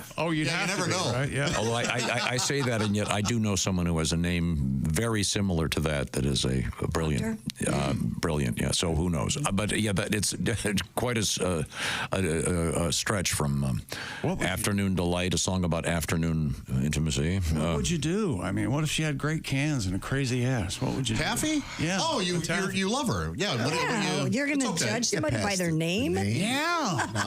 I think I just jumped to calling her babe right away. Yeah, I got you. Okay. Hey, I think the hardest person to date would be if she had your mom's name, or if he had your dad's name, or if he had an ex-girlfriend's name, or she had an ex-girlfriend. Either way. Wait a minute, Pat. Ex-girlfriend. They're all Kim's, keeps it easy. Yeah, you can say the wrong name and you're still saying the right name. Despite being the fact I've been married 3 times, that's never happened to me. Oh, but never said the wrong name? Never used the wrong name. Well, you're in trouble. Yeah, I did. It was. Well, that's because that's because. Hang on, Tom's got something. You know something? I'm not going to say this. No. Go ahead. Nope. It's fine. Imagine what must be in his head if he's using restraint. Good Lord. Yeah, I've already made too many mistakes today. I'm on medication. I'm not responsible for anything I say. Let's just move forward. Take me home. Christy, is it time for news? Well, not yet. Don't you have a world record that you said you wanted to? Son of a gun. Stupid world record. Yes, my youth. A Rhode Island man has broken the Guinness World Record for the largest collection of energy drink cans. Now, I collected beer cans when I was a kid. No kidding. I would drive out next to the LCI. That's London Correctional Institute. Jesus. And it was right by my house. Did they have a lot of beer cans? Doesn't the LCA, the LCI sounds like one of those colleges that has to advertise. The prisoners couldn't get over the fence, but their cans could.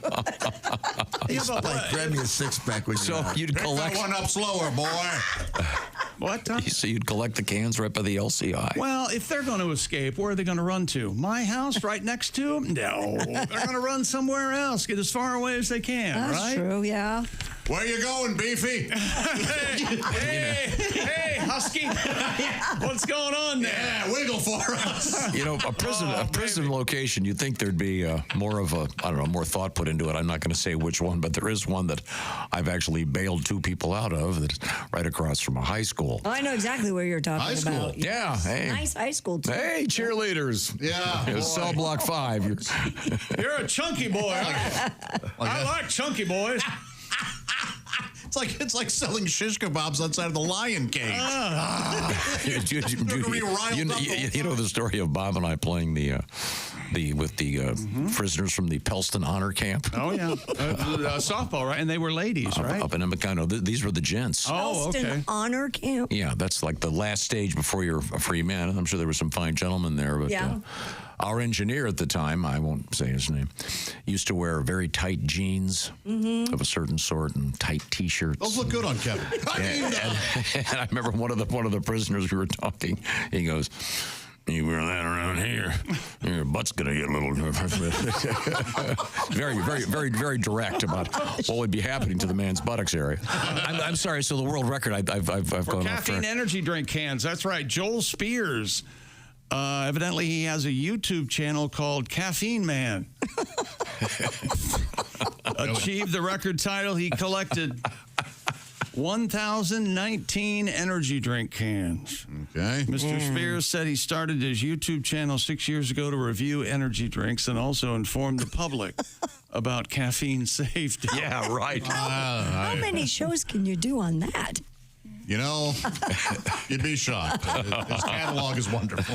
He told. Have you ever listened to some of these podcasts that are out there? Careful. He was interviewed by radio station WJAR. You're rocking the jar, everybody. He said, I usually... When is a radio station not a radio station? When it's a jar. That's right. I usually have 1 to 2 energy drinks a day, Joel said. I don't drink coffee, but I do drink tea. Coffee gives me a headache. No. A lot of water, though, to stay hydrated. And there are so many energy drinks to choose from that I don't get tired of an individual. He was very disappointed that Red Bull doesn't give you wings. Yes. Yeah, you learned that the hard way. Get a load of this. It doesn't make my teeth hurt reading it. He chose Ghost energy drink in the Swedish fish flavor. Ooh, as his favorite energy drink. Ooh. Yuck. Icky. Not a Swedish fish fan. How many cans did you have? How many beer cans that you're...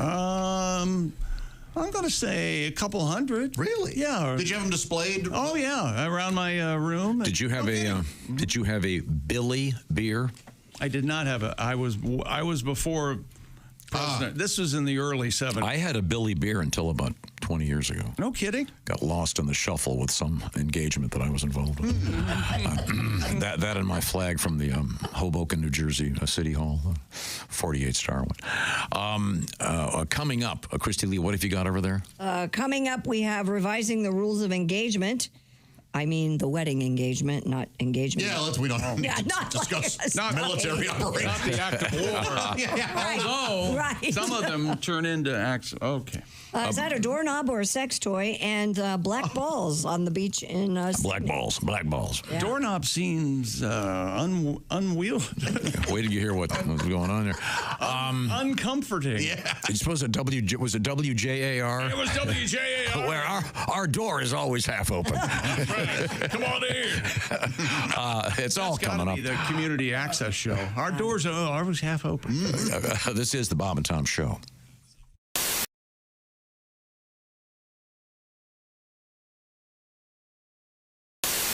All right, where's my big bowl? Hey Josh, new orange insoles are in with that deep heel cup. You should see how deep this heel cup is. Deep heel cup, you say?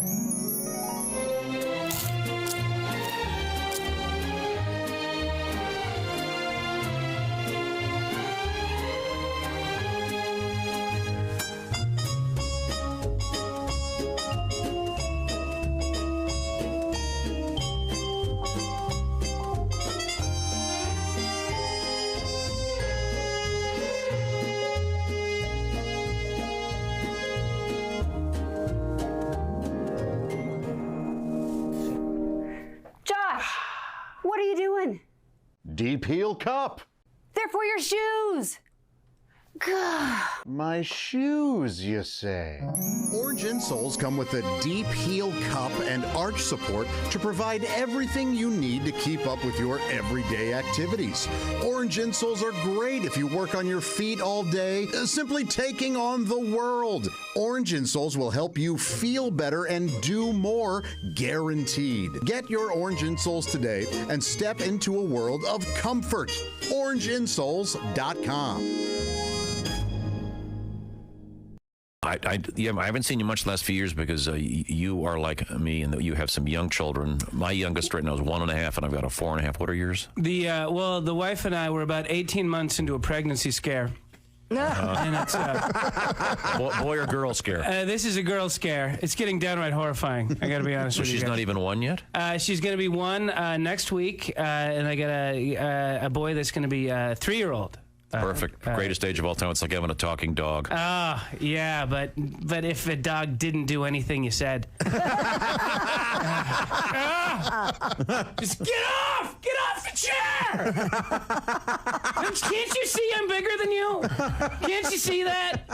Brilliant. Look, here's the deal. This is 2 kids now, and anybody out there listening, if you don't have kids, way to go. Keep doing that. We're all very proud of you for not having kids. But do this for the rest of us with kids. Would you quit judging people's parenting? Yes. That would be. Now I realize I'm hypocritical in this. I realize that I came in for years and I talked about people's terrible parenting. I remember the jokes. I know the things that I said. I know that I talked about the child leash and I can't believe they have a child leash. And, when I go home, what is there, a stake in the middle of the yard with a chain attached to it so that during the day the kid can run and dig? Now you want one. I want my kid trussed up like Hannibal Lecter. I want just a something over his face that he has to bite through to get out.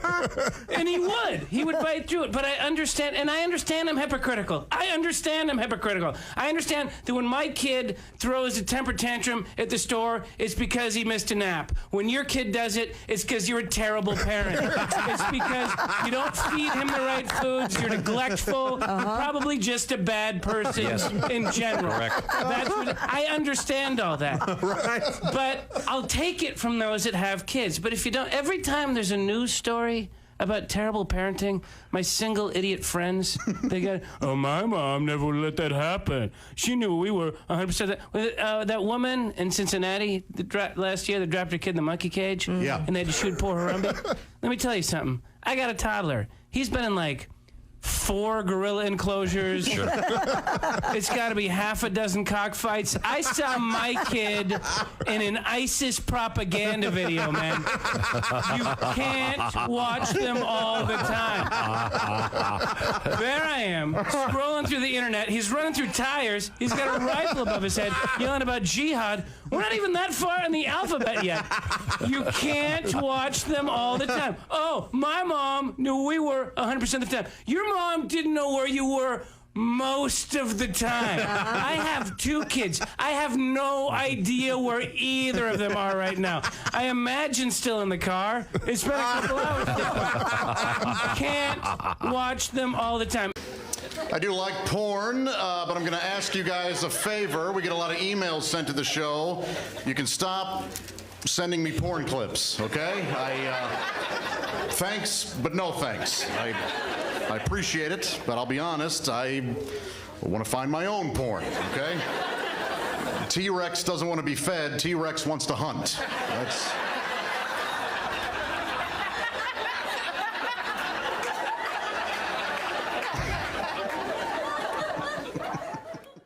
When you become a Bob and Tom VIP member, you get more and less. Wait, what? Which one is it, more or less? It's both. VIP members get more stuff to hear and less commercials to not hear. So Bob and Tom VIP is a good deal? Yeah, more or less. Hey, looking for the link to sync with Bob and Tom VIP? Yeah? It's right there at bobandtom.com. let's get back to the Chinchilla. We sent members of our staff plus Donnie Baker to your garage. She is my mistake. So traumatized right now. She's not come out of her little house in a No doubt. whole The day. Chinchilla. Oh, well, yeah. that's because she met Donnie Baker. Yes. True. Her ears are as big as Frisbees. They are very big. I know.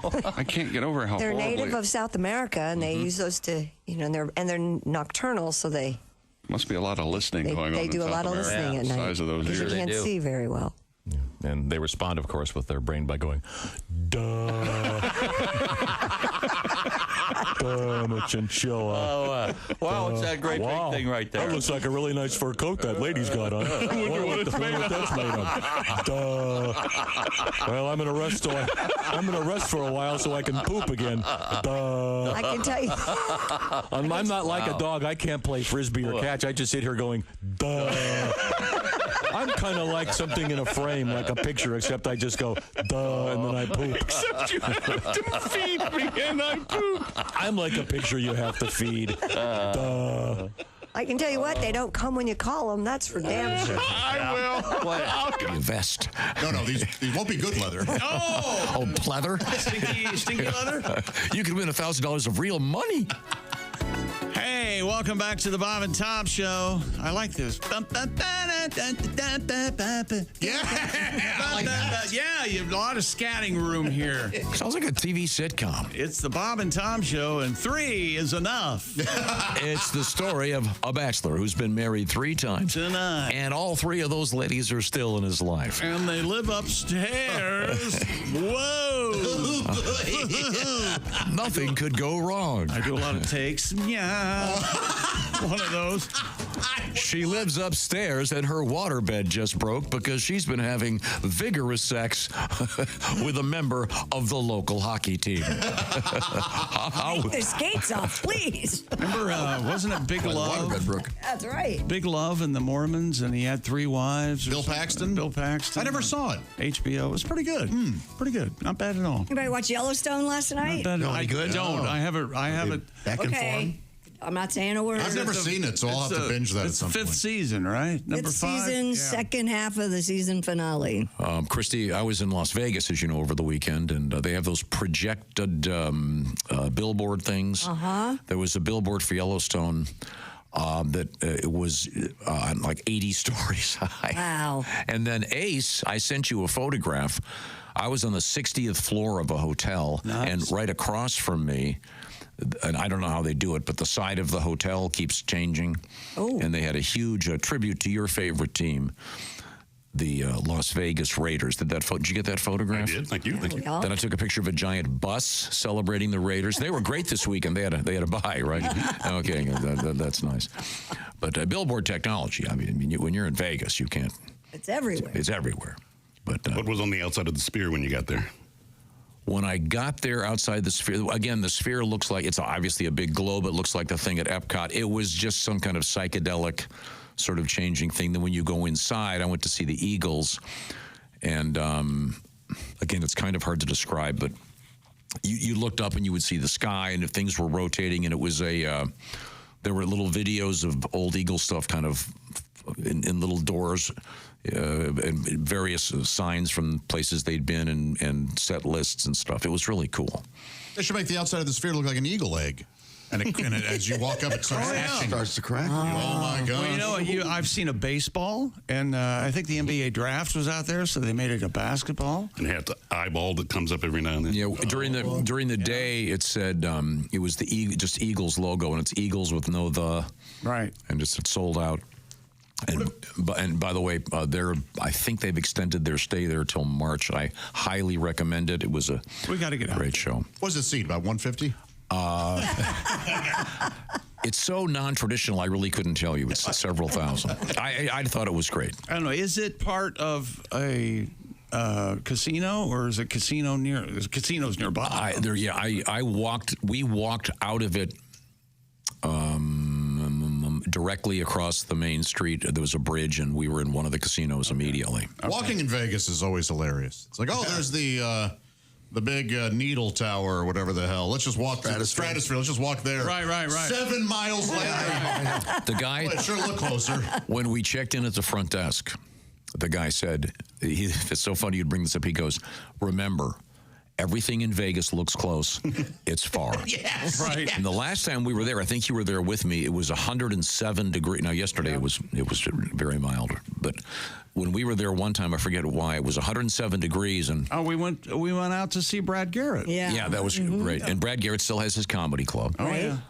In any event, remember, Kelly and I decided to walk from one end to the other. It was 107. You can chafe. And they say that it's a, how do they word it? It's a dry heat. Mm-hmm. Oh, yeah. Yeah, so it's a pizza oven. The strip's only like 4.5 miles. It seemed like it's long. We were crossing the desert. 4.5 miles in 107-degree heat. That's a lot. When we first went out there, we made an error. We were there from Friday afternoon until the next Sunday. Not 2 days. That's impossible. We were there for a week. It was way too long to be in Vegas. You stop feeling like a person. Yeah. You're just like, what? I need to get back to real life. And we stayed at the Riviera, which I think has been torn down, by now. And I tried to walk from the Riviera to Caesar's Palace, and it was, I don't know, 28 miles. It was nuts. I've got the monorail now. But it looked like it was right there. We went into the Caesar's Palace. They have that mall in there. Oh, yeah. Oh, yeah. Show mall. Real great mall. There are stores in there that have, there was one store that has a gigantic sculpture of a gorilla that is all Vegased up. I mean, it's so incredibly tasteless, and you're kind of wondering, who's got tens of thousands of dollars to piss away on one of these things? I tell you what, I might buy that just so I could, excuse me, when I get on the plane. Excuse me, pardon me. That's hilarious. Excuse me, pardon. Here's a 6,000-pound bad sculpture. Those stores, I just look. Sometimes I'll make eye contact with a salesperson, and I can just see in there. Don't even bother walking. We're not for you. Yeah, the store's not for you. You feel like Julia Roberts' assistant who comes in. This purse costs more than your car. What? That kind of stuff. But again, we went to see the Eagles, and it's a great show. Good. And again, it's the visuals are obviously custom made for that venue. It's not just. For example, I saw the previous tour of the Eagles, and before the show, they had these great videos of the Eagles over the years. Or when we saw McCartney. Yeah, that incredible. There's some of that, but it's also there's stuff that's sort of custom made for this particular venue. Very unusual. I didn't think it was distracting to the music at all. I thought it was great. Joe Walsh kind of joked about it. Don Henley joked about it a little bit, but it was great. And Don seemed to be in a really good mood, which is great. Yeah. And my God, can those guys play? Great show. Yeah, they're incredible. No matter where you see them, it's a great show. Yeah, but they're going to be there through March. And then I saw a big billboard for our friend Nate Bargatze. He's got a big residency coming up. And it's all there. But you're right. 3 days in Vegas is enough for me. Oh, it's unbelievable. And if you're ordering coffee at the Vegas airport at the Starbucks, you'll need to be there 3 days before it arrives. Happy now, Josh? You know, there are people with real issues. I hope. Well, see, that can be said about anything. You know, how dare you go have fun for a weekend when there's a war going on? Well, you should be. I'm just saying you should feel very ashamed. It was my fault. I hit $75 on a slot machine at the Vegas airport last time I was there. Wow. Great. When we were there for a week, I swear I lost and won the same $700 like 13 times. It was unbelievable. That will happen. Has it ever happened to you? You get on an airplane and guy sits next to you, then can't fit in the seat, and probably hasn't bathed for a week. And he really did have there was an odor? Yeah. Was the flight sold out? Couldn't you move? No phone. It was sold out. No phone, no book. No motor no car, magazines. Not a single luxury. No luggage. Did this guy come here in a barrel? Did he lose everything? Maybe he checked his bag. You know, they have... No, but I mean, don't you always have something?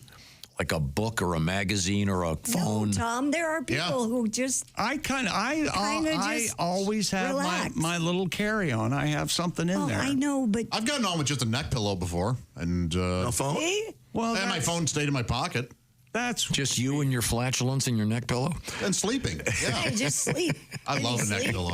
Do you as soon as you get on the plane, it's shoes and socks off?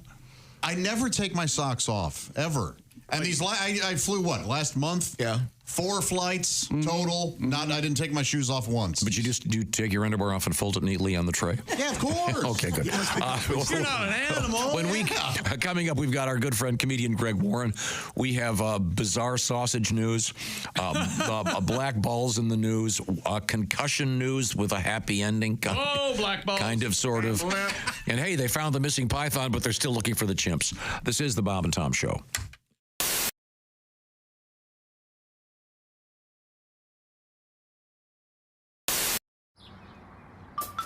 Is that Chick McGee? Why, it sure is. Chick McGee, who knows that an annuity from the folks at Silac Insurance Company means a retirement check in his mailbox every month. Chick works on perfecting his mailbox opening technique. Easy, Mr. McGee. Don't blow that elbow out. Chick isn't quite retired yet. He's just practicing for it. Because one day, Mailbox McGee will be taking his retirement the easy way. SILACINS.com. Silac Insurance Company. Dear Allie, my boyfriend and I were eating at the bar the other night, and the bartender was wrong about something on the menu and then made a mistake while we were ordering. My boyfriend made fun of him not once, but a few times. And then when he gave us only 1 dessert menu instead of 2, my boyfriend said, well, I guess you weren't the valedictorian of your class. We got a huge fight as I told him he was being mean and condescending, and he told me I was crazy. He was just being funny and making a joke. Should I drop this? I feel like he needs to know that this behavior is wrong. Guy's a jerk. Yeah, yeah, and his next drink is going to taste a lot like ass finger. Yeah. Wasn't that Steve Martin and Eddie Murphy, ass finger? That was Bowfinger. Bowfinger. I'm sorry. My fault. Don't be rude to people that guy's an ass. Get out. Especially when a guy's bully and they go, I'm funny. It's okay. You're crazy. Nope, that bartender needs to take it. That's what you get. Really? That's right. For being a bartender? You're fair game. Yep. Get roasted for the rest of your life. You want a tip or not? You make an egregious mistake like only bringing 1 dessert menu. Yeah. Well, what do you expect? You deserve to be publicly shamed. Damn right. Go down. Yeah. It's kind of, I think he's sort of thinking, hey, this is kind of, they're a couple. It's kind of romantic here. You can share the menu, look at it together. Yeah. Plus, he doesn't want to crowd the bar with all what I think happened? I agree. This guy really did think he was just making a joke and being funny. He just came up. He just did it in a completely a-hole-ish way. No, that or this guy's just a jerk that's her boyfriend. Well, but would she be dating a jerk, a guy who's a jerk all the time? Maybe. You can only fake it for so long. That's probably why she was like, well, I want to tell him, because if he understands it, if he's just making a joke and he's like, oh, I didn't mean to, that's probably okay. But if he's like, what? No, I'm going to keep doing this for the rest of my life. I'm going to right. Josh, don't you have friends when they introduce you to their new girlfriend, you kind of want to pull her aside and go, get out. You don't know him yet. I do. Oh, yeah. How much do I tell her? Yeah. I really recommend you do anything but go out with him. You know, we all know that couple. Okay. With the devil's voice, apparently. What's the exact correct name of this? The pickle dog. The pickle dog. Pickle dog. Okay, now. Well, we are all pickle dog virgins. So, Bob, why don't you go first, and I'll do the play-by-play. Now, Bob, you're right hand. You're supposed to put your left hand behind your head before you. Oh no! Pickle dog down. Okay, Bob is now chewing the pickle dog. He's about to give his analysis and his review.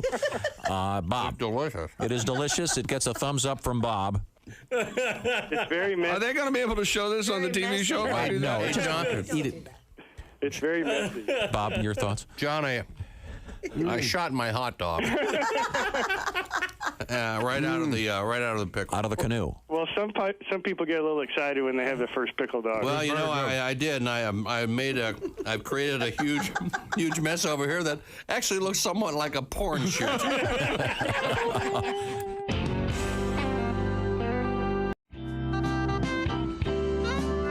Now, the comedy duo of Abbott and Costello are well known for their classic routine, Who's On First? But this, too, is hopelessly out of date.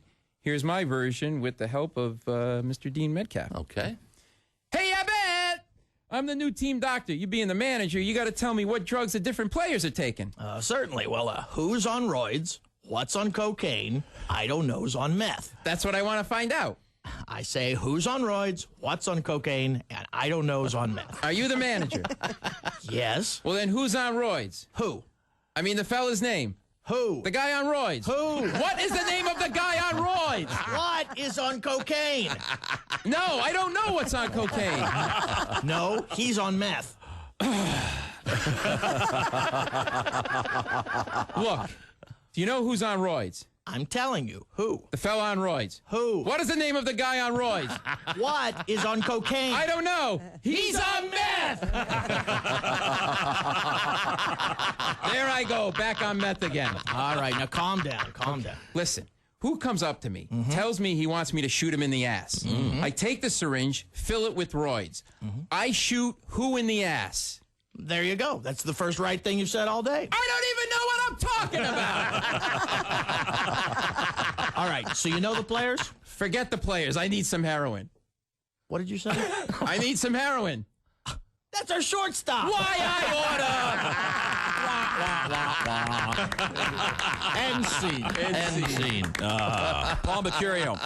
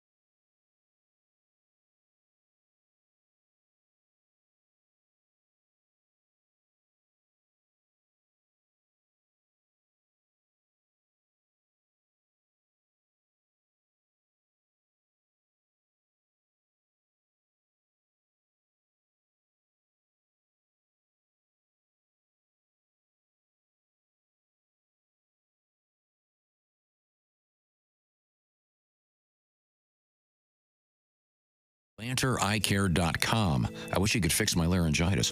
And he's got some new special financing available from Dr. Lanter. Hey, welcome back to the Bob and Tom Show at the Silac News Desk. It's Christy Lee. Hello. I know it's Christy because she's wearing a hat with a K on it. Thank you, Chick. This was my Christmas present. Oh, yes. The gift that keeps on giving. Yeah. There's Pat Godwin. Hey, I had to buy shoes to match it. Oh, there you go. Oh, look at that. Oh, yeah. And each one of those has a K on them. That may have been a mistake, Christy. The 3 stripes. Well, she has struck out 3 times getting married, so. Not this time. That's right. Right. Oh, This is a winner. I got it right. This is your home run. Yeah. Oh, He just got a job and everything. I can't wait. There's Josh Arnold. Again, this is the second time today I'm not going to do the joke I could do. I could, but it would be mean. Yeah, Hello, don't do Ace. that. Hi, Chick. I'm Chick at the Dude Wife Sports Desk. Hello, Tom. Ace, all outfitted for Veterans Day. Bravo to you, Ace. Yeah, I really like that shirt. Kind of a military feel. From a Pat Tillman. Pat Tillman? Pat Tillman collection. That's great. That is great. I apologize. My voice is still A lot better than Friday. Yeah, a lot better than Friday. but so sorry. Friday it had kind of a sexy thing.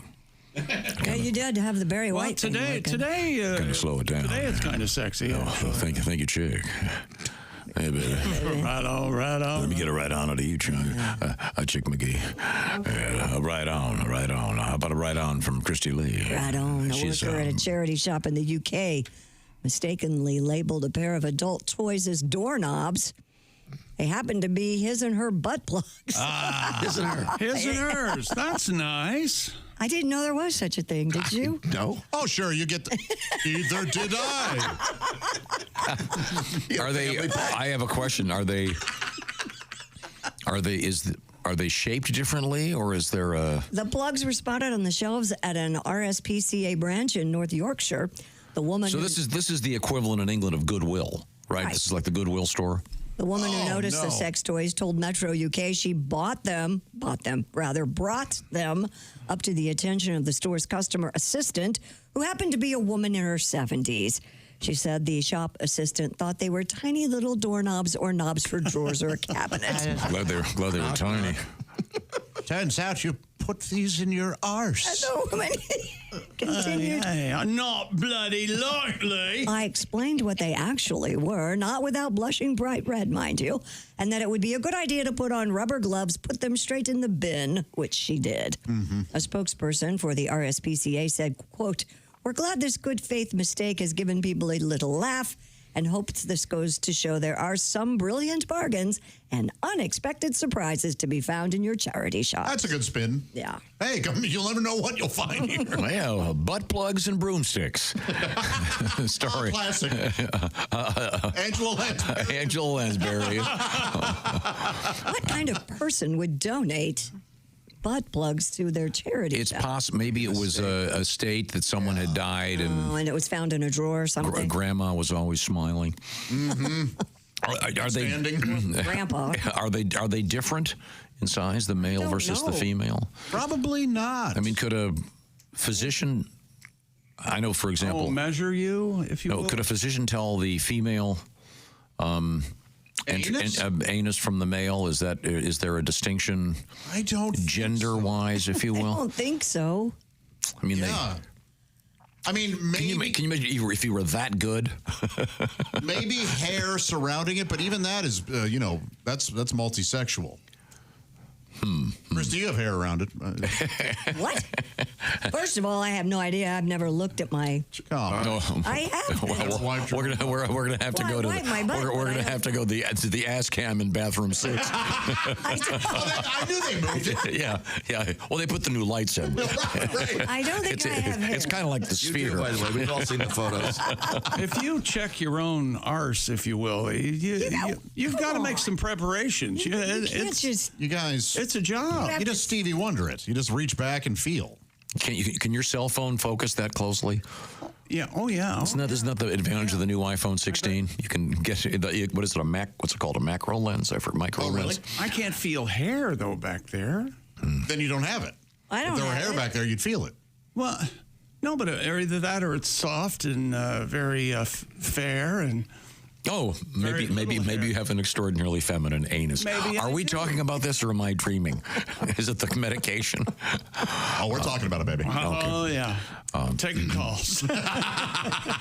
We've had this story before. You know, when you get engaged, sometimes things don't work out, right? Sure. And what happens to the ring? Oh. A court has ruled that a jilted bride must give back her $70,000 engagement ring. Good Lord! No, wait till you hear the story. This woman is horrible. According to court filings, Bruce Johnson and Carolyn Cento began dating in 2016, and in August of that year, Mr. Johnson proposed to Ms. Cento with a $70,000 diamond engagement ring. However, over the following months, Mr. Johnson felt Ms. Cento became increasingly critical and unsupportive when he was diagnosed with prostate cancer. Okay. And she would not accompany him to his cancer treatments. He then discovered messages on her phone that indicated she was cheating. I see. Mr. Johnson called off the engagement, and a lawsuit over ownership of the engagement ring ensued. The case ultimately landed before the Massachusetts Supreme Judicial Court, which ultimately ruled that Mr. Johnson should keep the ring, saying the engagement ring is a conditional gift and must be returned to the donor regardless of fault. Donor? This apparently has been in the court system, not this particular case, but cases similar to this. I read a lot about it this morning, for about 60 years. And the court has finally said almost all the jurisdictions now are leaning toward giving it back to the person who purchased. I see. Well, in this case, this lady wouldn't go with him to his cancer treatments. Yeah, she sounds like... Well, it doesn't sound very fun. I don't blame her for not wanting to go. And then here... how about a little support? How about a little support, Yeah. Josh? And then listen to this, Josh. Sickness and health. This guy finds her cell phone, and here's the message. Oh, no. This guy writes... She writes to this other man, "My Bruce is going to be in Connecticut for 3 days. I need some playtime." Oh, okay. Like tennis or something? And then he refers to her as Cupcake. Oh. I hear nothing about sex in any of that. All I hear is pastries. Really? You think it's all... Maybe they wanted to go bowling or something. Right. I need some playtime. This guy dodged a bullet. Yeah, he did. Well, I'm hoping his cancer treatments were effective. Yes, of course. Now, my thing is, why would you ever spend $70,000 on a ring? What is the rule, Christy? Is it 3 months? 2 months, isn't it? Oh, that was 2 months salary. Is that 2? Is it 3 or 2? 2 or 3? I don't remember. I thought it was 2, but No, but that's insane. $70,000 for not even for the big ring. Well, how do you know how big it was? That is the pretty big ring. Yeah. No, isn't the don't you get a wedding ring and an engagement ring? That's the small one, though, right? Yeah, the wedding ring's a band. Typically just a band for a wedding ring. Wait a minute. And apparently he also got her those. This says 2 others. 2 other rings? I'm trying to find a picture of her. There's a picture of a ring. 3 months salary. You're right. That's the traditional rule. Jewelry store. Yes, Sure is. No, Josh, who's your favorite porn star? What was her name again? Of all time? Yeah. Oh, I'm going to go Gianna Michaels. Gianna Michaels. So if you had an opportunity to marry Gianna Michaels back in the day at her heyday, would you spend $70,000? Remortgage your house and spend that for an engagement? No. Once again, there's going to be a honeymoon with Gianna Michaels. Oh, no. That's insane. 70,000 is insane. There was a story. I don't know why you guys are all acting like it's fine. No, it's not fine. It's about a 7-carat ring. That's a big one. Well, 5 to 7 carats. That's unless big. you're, unless you really love her. Well, yeah, apparently you don't. I don't want to marry a woman who's okay receiving a $70,000 ring. I want her to go, hey, how about you give me a $10,000 ring and we put 60 towards a house? Well, there are women who are like that, but there are more women, I think, who would go, absolutely, I want the $70,000 ring. Well, in your circles. I'm not hanging around with those lunatics. I do not have a $70,000 ring. Polo pony party. Yeah. Polo pony parties. How did this suddenly turn? Have you been to the museum opening? How did this turn on Christy? I'm the one who had a great joke I was going to say, and I withdrew it. Mine's a vintage diamond, didn't cost anywhere near that. I'm not saying you. Do you wear the engagement ring once you get married? Then as a go? Yeah, you do, but I didn't wear it today. But a lot of times you do. But again, if you're engaged to someone and you're going to have your cancer treatments, and she goes, well, I guess you're going to go on your own today. Are you kidding? No, of course. She's an awful person. God. And then there was the story over the weekend of the girl who broke up with her fiance like days before the wedding because she found out her ring was lab-grown diamond, not a real diamond. Oh, he dodged a bullet. Yeah. We call that the Mark Adams. Man, oh man. Thank you. That would be very helpful for me. The guy that sold him that told him it was real. Yeah, this is why. This guy knew. Yeah, by the way, this is why you want to deal with our friend Steven Singer, because he's an expert in real diamonds. That's right. Parenthetically. Mark got what he did. He's been ripping people off for decades. Stop it. If Tom got sued by his best friend, that'd be hilarious. And he'd call us to testify for Mark. Yeah. I love Mark. He knows. We all love Mark. He used my NFL tickets yesterday. Oh, he did? Yeah. Oh, does that? It was a shame. He came with a booster seat. There it is. There it is. Now he's mad. A little short stack. Speaking of the NFL, we got our pigskin picks out there. Also, you've got Prize Picks going for you. And Chick McGee is going to tell you a little bit more about how Prize Picks works. That's exactly right. As soon as I find my copy. Prize Picks. You can have fun each and every time you watch football or whatever sport, basketball. Prize Picks has made daily fantasy sports accessible to everybody. Just pick 2 or more players across any sport, then pick more or less on their projection. You could win up to 100 times your money. It's oh so easy. For example, Tua Tagovailoa tonight, you bet whether more or less than 1.5 passing touchdowns for the Dolphins, and Kyron Williams for the Rams, more or less than 84.5 rushing yards. Prize Picks even invented flex play, so you can still cash out even if one of your picks doesn't hit. Check out prizepicks.com or just download the Prize Picks app today and use the code TOM to get a $50 credit instantly when you play $5. That's code TOM on PrizePicks, $50 credit instantly when you play $5. You don't even need to win to receive the $50 bonus. It's guaranteed. PrizePicks, run your game. Must be present in certain states where it's lawful to wager. Visit prizepicks.com for restrictions and details. Thank you very much, Chick McGee. Thank you, PrizePicks. Coming up, comedian Greg Warren. This is the Bob and Tom Show.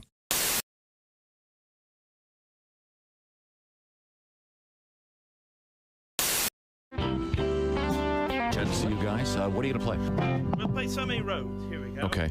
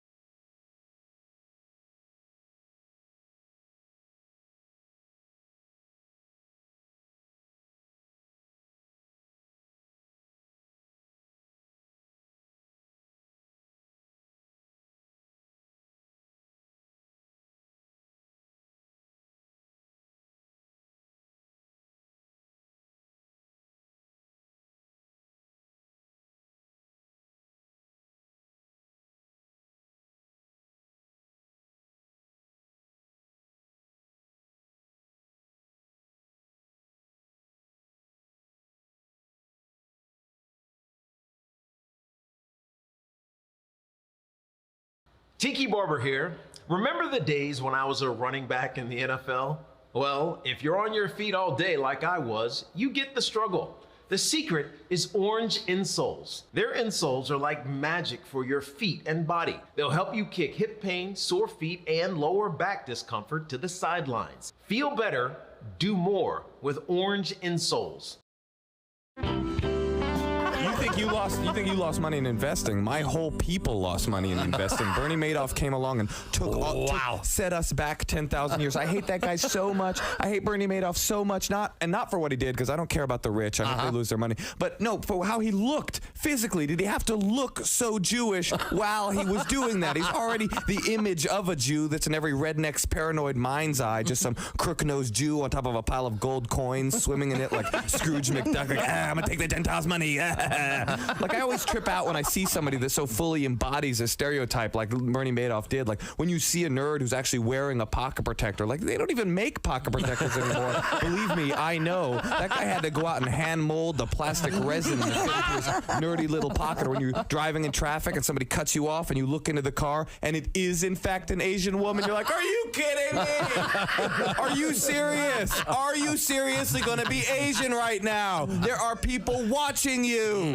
Have a little bit of self-respect and don't be Asian. Like, when I'm walking along and I see a quarter on the ground, I don't pick it up. It kills me not to, but I don't do it because there's people watching. There are people watching. Yes, you don't want to reinforce the stereotype. No. That's correct. You got man. Keep it real. Moshe Kasher is our guest. I live in L.A. now. I live near Hollywood. I live across the street from a 99-cent store because comedy makes dreams come true. Yes. Yeah, they now sell a 99-cent pregnancy test. Have you seen that? No. Yeah. How bad does one's life have to be? Like, how far down the socioeconomic ladder do you need to flop before the 99-cent pregnancy test seems like a viable health option? The 99-cent pregnancy test when you kinda have to know. So I bought one. Yeah. Well, why not? Just to see what would happen. I peed on the little stick. And? Turns out I have hepatitis C. I caught it from the test. Wow, cool. Matt Kirshen is with us in the studio, and Matt is from London, England. Hello. Hello. Hello? Hello, governor. I never knew he spoke like that. I had no idea until I came over here. You talk funny, don't you? I've been doing it wrong for like over 20 years. Like, hello, how are you?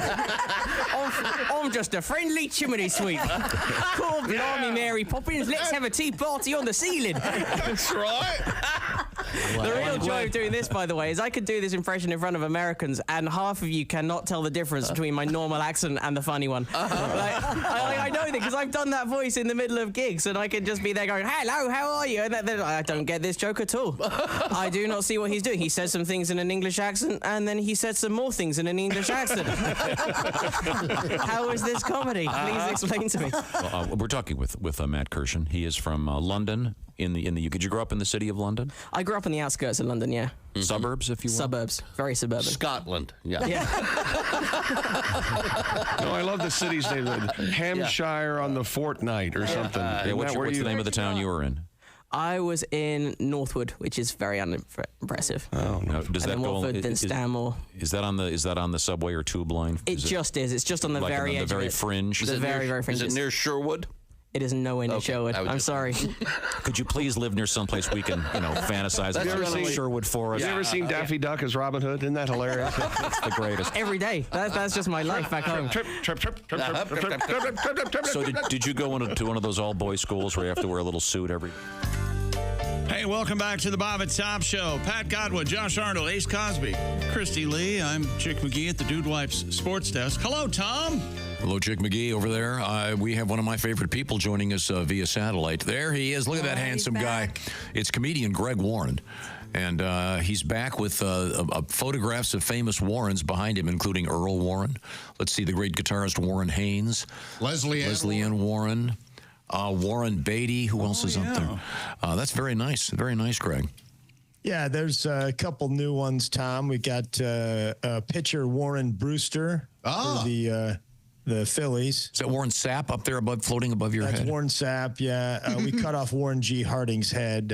I need to work on that. Oh, yeah. And then there's Jennifer Warren's right over my shoulder. Oh, sure. That's kind of close. We'll allow that kind of a near rhyme, if you will. Yeah, I think it's close. And then Jennifer Warren, not to be confused with Jennifer Warren's. Jennifer Warren, Josh, what movie was she in? Jennifer Warren. Victor Victoria? No. No? Doc Hollywood? Is that who you think? Julie Warner. No, that's not right. She was in Slapshot. She played Newman's ex-wife. Oh. Very good. Is that Warren? She might have been in Victor Victoria, too. Is that Warren Spawn over your left shoulder? Where's that? Oh, no, that's. I think you're thinking of that's Warren Brewster. Buffett. Warren Brewster. I can't see it. It's very small from here, but yeah. The Philly, Tom? Yeah, that's Warren Brewster. I see Warren Oates talking to Bill Murray. Yeah. Oh, yeah. Very good. And then there's, you can't see. Oh, goodness. Yeah. That's Smokey Warren. He's the Eastern King of Western Swing. Oh, sure. There he is. The Eastern King of Western Swing. Now, Chick, I may have that reversed. He might be the Western King of Eastern Swing. I think you got it right the first time. That's great. Greg Warren is a very fine stand-up comedian. By the way, when I went to Las Vegas over the weekend, and there's a gigantic billboard for your friend and our friend, Mr. Bargatze. He's going to be doing a residency there for some great comedy. So another reason to pencil in a trip to Vegas. I went to see the Eagles, Greg. They were great. I highly recommend. At the Sphere. I'll be kind of curious to see if they'll ever have a comedian in that thing. Ooh. Oh, yeah, that'd be good. Oh, would it? I don't know. You'd have to. Maybe a little distracting. Yeah. I don't. Maybe I was thinking maybe Carrot Top could pull it off. Carrot Top would be the guy. It would have to be some kind of maybe a magician like Justin Willman or something. Yeah, it's an interesting space. We'll see how it grows. That would be great if it was just somebody like me that's doesn't move more than 3 inches to the left or the right. And now, the Sphere welcomes Stephen Wright.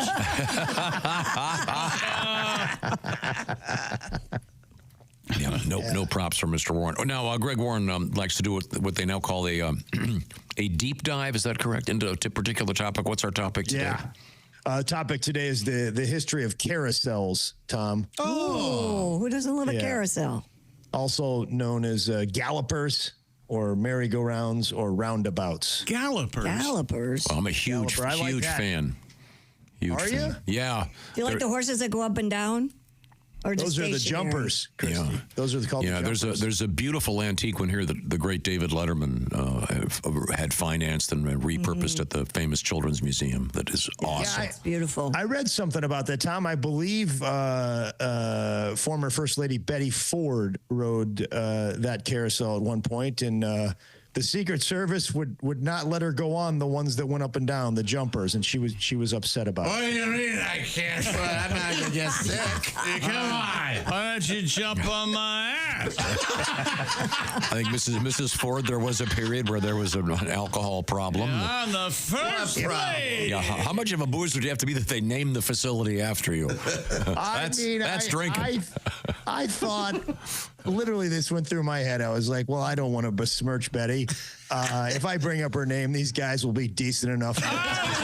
Second lady. I'm not the third lady. I'm the first lady. I hold her in great respect. I'm a big fan of Gerald Ford. Thank you, University of Michigan, a skier, of course. Mr. Ford and Beaver Creek. And why do you give me that sweet goodness you got between you? All right. All right, Josh. How about that? So what's our topic again? I forgot. Oh, it's carousels. It's carousels. I don't want to. Spoiler alert. Are you going to mention the great show Mad Men? What? No, but that one. I'm going to kick that over to you, Tom. That One of the greatest moments, I think, and one of the greatest scenes in television. I think that won an Emmy for writing. It references carousels. It's brilliant. If you ever want to watch Mad Men, and that's not giving anything away, it's incredible. Right. But what did you find out? I wasn't going to mention that. I was going to mention that movie Carousel. Hate it. It was so upsetting. It was one of the first movies I remember seeing on TV with my parents, and it was upsetting to me. I remember going to bed sad and upset, and it's boring. And I don't think it was boring. I saw it live, and I was bored to tears. Yeah, one of my high school classes older than me did that as their senior play. It was not good. How many Broadway shows just bomb when they make them into movies, like Cats, and so many of them just don't Getting work. better, but they were bad. A chorus line. They're about to release Wicked. Finney and Reno. A chorus line didn't do well with Michael Douglas. I think it did okay. I thought it did not do well. I don't think it did very well at all. I know. Well, the most famous one to bomb was Cats. Right. Yeah. And they did the thing afterward where they changed all the cats' anuses and they pixelated them. It's true. And that is true. Yes. They were. I'm not sure how we wound up here. I don't either. Well, this is a good topic there, Greg. Here's what happened: the cats' anuses were distracting, Greg, and people were I see staring what you're at saying. those. Yeah, That's how we ended up here. Following the plot, I do. You'd hear people Yeah. whisper, "Look at that cat's anus! Look at Yes. that." I'm certainly familiar with distraction. Okay. We now give the floor here in the Bob and Tom program to comedian Greg Warren. Go ahead, Greg. I won't interrupt. The word carousel has been traced to 12th century Arabian games of horsemanship called carouselos or little wars. Oh. I've often said there are no little wars, except Grenada. It's a pretty little war. And we felt bad about referencing the founding of the Betty Ford Clinic. Now we're doing the Grenada material. Well, I don't know if anybody died during that. More of a. I stopped slinging my gold so he could do that. Is that what happened? Betty, what are your thoughts? I thought it was tasteless. Betty. I'm riding the one that goes up and down. I'm the president, for God's sake. No, you're his wife. I tell you. The game, these carouselos, they consisted of riders tossing a small perfumed clay ball from one rider to another. Which it was supposed to prepare them for war, which real war must have been very jarring for these early soldiers. This is nothing like how we practiced. I had my outfit on, and we were throwing the perfumed ball back and forth. And Attila the Hun came over and hit Carl in the head with a spiked ball on a chain. And there was no music. Where's that calliope sound? Wasn't even perfumed. I don't think he knows the rules. I might have my timeline a little wrong with the Attila the Hun reference. That's okay. It's still funny. As good as any guess. How much of a Hun do you have to be to people call you Attila the Hun? The Hun. Yeah. How many Huns was he? Is he a big guy? He's the most popular. I would imagine, Christy. Most popular Hun. Yeah, when it comes to Huns, name another one. I don't know any. Yeah. Like Godzilla the Hun? No. Even he wasn't terrible enough. No. And he was bad. Yeah. There was Steve Hun, but it was he wasn't the Hun. Not the right. He was one. Yeah. Mm-hmm. Okay. Yeah, Steve was a Hun. He was really not notable at all. Bobby Goldsboro had that huge hit, Hun, I Miss You. Apparently a war-loving monger. American aviator Charles Lindbergh was of course, the first guy to cross the Atlantic in an airplane. Before he got on the plane, he rode a carousel at Coney Island before the flight to relax him. Oh. Yeah. You think he was in there like, I'm not going to go on the plane. I was just going to ride this thing. I'll do it. How long does it take to go across the Atlantic? I'll just ride. Chuck, you got to get on the plane. We've told a lot of people about this. There's a lot of media out there. I don't want to ride. There's water. There's a lot of. I'm just going to do this one. I'm going to do this one. And you guys put a gas tank in where the windshield's supposed to be? How the hell am I supposed to land this thing? Yeah, I never got that. He had to look out the window. Look out the side. Hey, by the way, somebody call my wife. I think I left the upstairs window open. The carousel works. Oh, jeez. Sorry. This guy just got that. Oh, my God, Josh. Yeah. We're not over that yet? No. Whatever happened to that baby? Just move on. Did Josh make a tasteless joke? Yeah, I know. It's time to move on. Back to carousels. That's right. The Carousel Works in Mansfield, Ohio, USA, makes carousels whose figures are in shapes of endangered species to bring attention to those species. Wow. That's depressing. That sounds it sounds like a lot of fun, doesn't it? Yeah. You guys having fun riding the Komodo dragon? Well, there's only 1,400 of them left in the world because of climate change and over farming. Let's stop for a minute. You see that empty pole over there? There used to be an Australian tiger there. Yeah. Gone. I want you all to throw red paint on the snow leopard.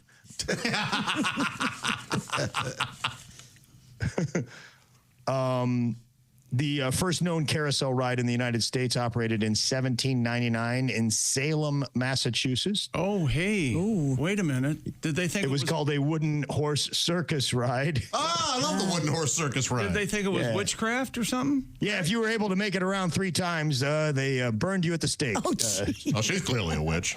Yeah. Clearly a witch.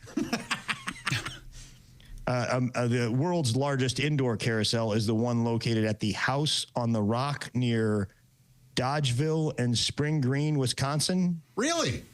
It has 269 carousel animals. Holy cow. 182 chandeliers and over 20,000 lights. I lost Wisconsin in the middle divorce. And before I got out of that, they kept telling me, you got to go to the House on the Rock. You got to go to the House on the Rock. It's amazing. And I never made it. Huh. This reminded me. I'd like to go to that. I'd like to go on that carousel, to be honest with you. It sounds like fun. It's still functioning? It's still functioning, Josh. Cool. Yeah. It's doing real well, as a matter of fact. Making money hand over fist. Oh, yeah, man, up there. What about that? What about the carousel that Henry Gondorf ran with him and Robert Redford in The Sting?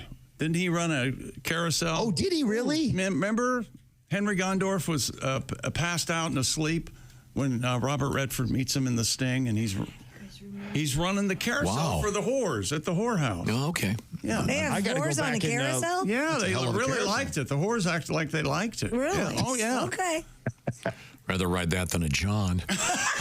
That's exactly I'd like to point something out. Greg Warren, I just recently saw Greg live. Great stand-up comedy from Greg. And he's going to be at the Funny Bone in Omaha coming up this Friday and Saturday. And also, is there a Sunday show as well, I think? Yeah, there's a Sunday all-ages show. Oh, nice. Oh, cool. And then you're going to be recording your new project coming up on November 22nd in Columbus, Ohio. You'll also be there the 23rd, and then an all-ages show on the 24th. So Columbus, Ohio folk, and everybody else anywhere near, go see great comedy with Greg Warren just around the corner. I think some of the guys in the studio are coming, right? We are indeed. We are. And girls. Yep. Yeah. We're getting a bus. Yeah. I am not riding on a bus with you. You're driving. No, have you guys have you coordinated? I'm sorry. Have you coordinated when you're going to boo? No. Oh no, we figure we'll all know. There's a tape. If anything, we should coordinate when we're going to stop booing. Although the last one I went to, some lady, is that Chick McGee? Yes. In the middle of my special. In the middle of his special, middle of Greg's set, and you were killing it up until then. Yeah. Yeah, and then it all went downhill. Well, let's close up shop on the carousel, Greg. What do you got to end this piece? It's very interesting. In summation, carousels are a very good time. This is the Warren Report. You have been reported. Thank you. Webster defines carousel as round and round, which is much like our lives, isn't it? We love carousels. Yeah, they're great. Yes. Well, that was super interesting, Greg. And can you get a Warren spawn behind you for next week? Warren Zevon. God love Who's Tom. Warren Spawn? You know what? The more sincere Tom tries to be, the less sincere he sounds. Where? No, Warren Zevon's behind him. You can't see. I'm covering up Warren Zevon, and I'm covering up Warren DeMartini, I believe, too. That's okay. We know he's there. Okay. Yeah. The book War and Peace. Where's that? It's up there. The movie. It's there. Pat, smart guy. You want to go for more? I'm 0 for 2. Okay. Thanks, Greg. See you, Greg. Bye, guys. Glad you're back home. Okay. Right now, the Bob and Tom Show brought to you by BetterHelp. Sometimes it's hard to remind ourselves that we're trying our best to make sense of everything. Things are very confusing. I think the world may be gelling a little bit right now. Maybe we're kind of all in motion, getting ready for Thanksgiving or Christmas. Maybe a little stress out there, huh? Oh, yeah. Let's see, did I say pass the potatoes or you're ruining my life? maybe just a little bit of, whoops. I didn't say gravy, I said go to. You know what I'm saying. Therapy can be helpful for all of us. If you've been thinking about doing therapy, but I don't want to do it. I'm going to drive across town. What if I don't like this guy or this lady? This is where BetterHelp comes in. It's a sort of a more elegant way to get involved in the world of therapy. If you're thinking about it, try this. You go to BetterHelp.com/BT show. Now, here's what happens. You'll take a little questionnaire kind of thing, fill it out online, and you'll be matched with a licensed therapist. You can switch therapists anytime, no additional charges. And then you begin the therapy, and the therapy itself is done online, which means it's kind of like a phone call or a Zoom call where you can see the therapist, or even texting back and forth. It's about what you want to do, and you can do it in the privacy of wherever you want to be. Once again, it's BetterHelp, H-E-L-P. Go to BetterHelp.com/BT show. The /BT show part will take 10% off your first month. BetterHelp, H-E-L-P, BetterHelp.com/BT show. Now, coming up, Christy Lee, what do you got over there? Coming up, we have a very fun story. It doesn't start out fun. Starts out with a concussion, but ends happily ever after. Black balls on the beach. We have a missing pet python. We have an update on our missing rhesus macaques. The monkeys. South Carolina. Macaques. Okay, it's all coming up. This is the Bob and Tom Show.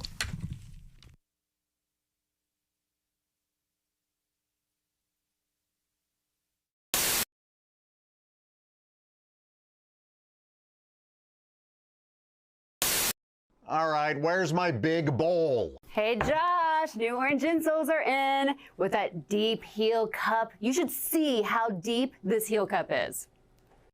Deep heel cup, you say?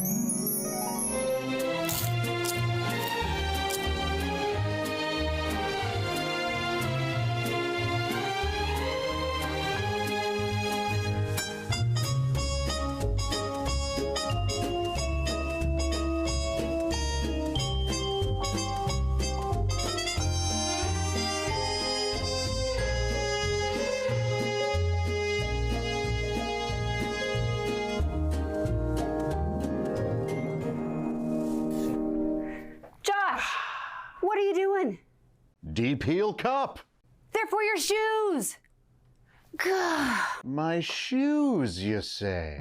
Orange insoles come with a deep heel cup and arch support to provide everything you need to keep up with your everyday activities. Orange insoles are great if you work on your feet all day, simply taking on the world. Orange insoles will help you feel better and do more, guaranteed. Get your orange insoles today and step into a world of comfort. OrangeInsoles.com. Can't help but notice we're joined by Mr. Michael McDonald, who has a terrific book out. And, yeah. He's on Mr. Michael McDonald. Is it true you have a clip on Pornhub? You can do me, I'm your stepbrother. Oh, Michael, I can't believe you're That's just awful. really doing that. Hello. A great book called If That's What It Takes, and now we'll never talk to him. Now, Michael, you're also, from what I understand, using a teleprompter at your concerts? Keep forgetting. I watched all my songs. I keep forgetting the words that taking it to the street. You caught me off guard. Yes, I am aware. Sorry. Keep forgetting. Did you get I mean this in kind of an odd way. I would imagine you probably had a lot of guy groupies, but not like in a traditional group. You know what I mean? In other words, dudes coming up to you. Rod McEwen. Guys who want to party with Rod, them? Rod There's a reason why they call him Rod. Rod waited for us in Hawaii. We were on our way to Australia, and Rod heard we were coming to, stopping in Hawaii. He waited. At the airport? He missed it. Yeah, at the airport. He missed his flight to meet us because he thought we were one of them. Oh, that's interesting. Because of the bits we did. You know? What I meant was, as Christy, in other words, you guys are like, clean it up now. I want to clean. I want to party with these guys. Party with these guys. I mean, I imagine that'd kind of be a buzz. Kind of be a burden though after a while. Oh no, it was all, we just like, I don't think so, man. We got a lot of bits from these parties. We went to one party very early in our career. I think it was in Rochester. Yeah. And this one guy brought he was a blues collector, and he brought his famous, never heard before, Lightning Hopkins disc. And he had it on the turntable. And very carefully put the needle on there. And he sat down with his eyes closed, and some party guy ripped it out. Threw it on, put another record on. That was cool. That one. Remember that one? That's where we got Earring My Eye from. Hey, that's my record, man. When you become the Bob and Tom VIP member, you get more and less. Wait, which one is it? More or less? It's both. VIP members get more stuff to hear and less commercials to not hear. So, for clarity's sake, Bob and Tom VIP is a good deal. Yeah! More or less. Get it? More or less. Woo! Party! Oh, okay, let's settle down. Because now, here's where I tell you how to become a Bob and Tom VIP. First, click on the link at bobandtom.com. Then, you'll figure it out.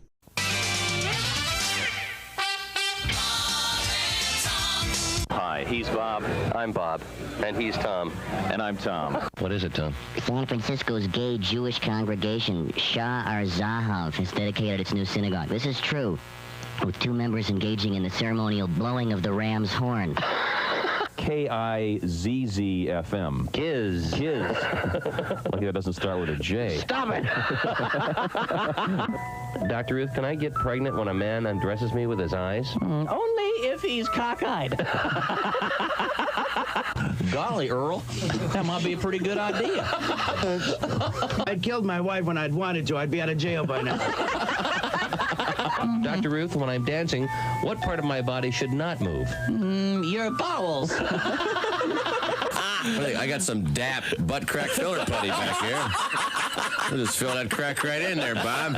Comedian Tim Allen. Oh, God. Using laxatives and a rectal scope, doctors were able to collect evidence over a period of 4 days. I must have one.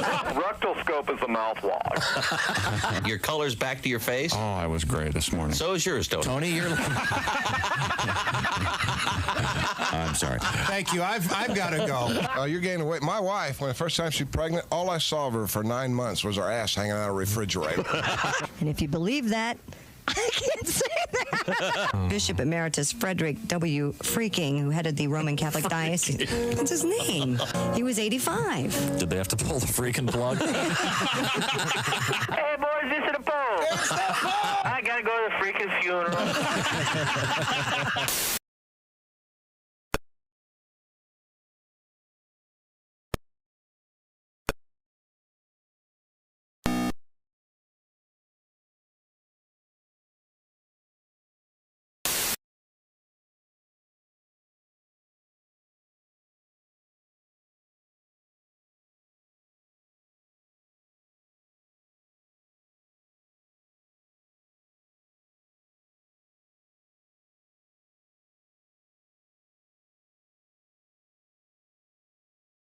I'm going to weigh in on food. Make some bread. Thank you. It's coming up.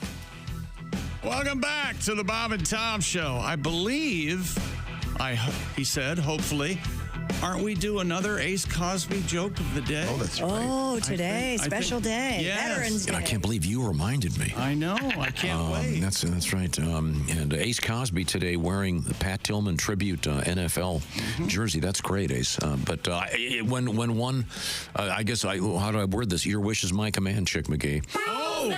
Sexy man with a deep voice. Ace Cosby, here he is with his joke of the day. I was watching TV the other day and I found this out. If you find yourself in prison, don't drop the soap. The place is full of criminals. You might not get it back. That's a good point. That's sort of a whole new sphere for Ace. Not really a new realm. It's kind of the kind of advice you'd get from Barney Fife. Don't touch the booty. And Ace Cosby's joke of the day apparently is actually sponsored today. That is a very nice, Ace. Sponsored by our friends at Omaha Steaks, ladies and gentlemen. Omaha Steaks are delicious. And get all the information because nothing goes better with Thanksgiving meal, if you ask me. And a steak? Have a slice of turkey underneath the filet. Why not? Yeah, the turkey kind of bland, but that steak over here. That's right. But you get the Omaha Steaks, and then the turkey. People are they're gonna dig into that steak at the buffet. Let me tell you. How about an apple tartlet from Omaha Steaks? Oh, those are so good for that Thanksgiving. It's no joke. They're delicious. OmahaSteaks.com. Thank you very much. We now return to Christy Lee. She's at the Silac Insurance News Desk. People magazine reporting the story of a woman who has revealed she married her husband after he had sustained a concussion and had forgotten that they had broken up. Now follow me here. Ms. Jenna Brotherson posted a TikTok video explaining this unusual story, which began when she broke up with her then boyfriend, Mitchell. But the day after their breakup, Mitchell suffered a severe concussion during a ski accident and forgotten, among other things, that they had broken up. Jenna explains in a video that in the months following, Mitchell continued to message her, much to her confusion. She eventually regretted the breakup, and when she asked Mitchell to get back together, she learned he had no idea they had actually been apart or broken up. So 5 months later, they tied the knot and are now growing their family. Doesn't this sound like a Hallmark movie? Of course it does. Yeah. Or is it too negative? How is it negative? It's a positive. Well, I think she dumped him. That's what it sounds like.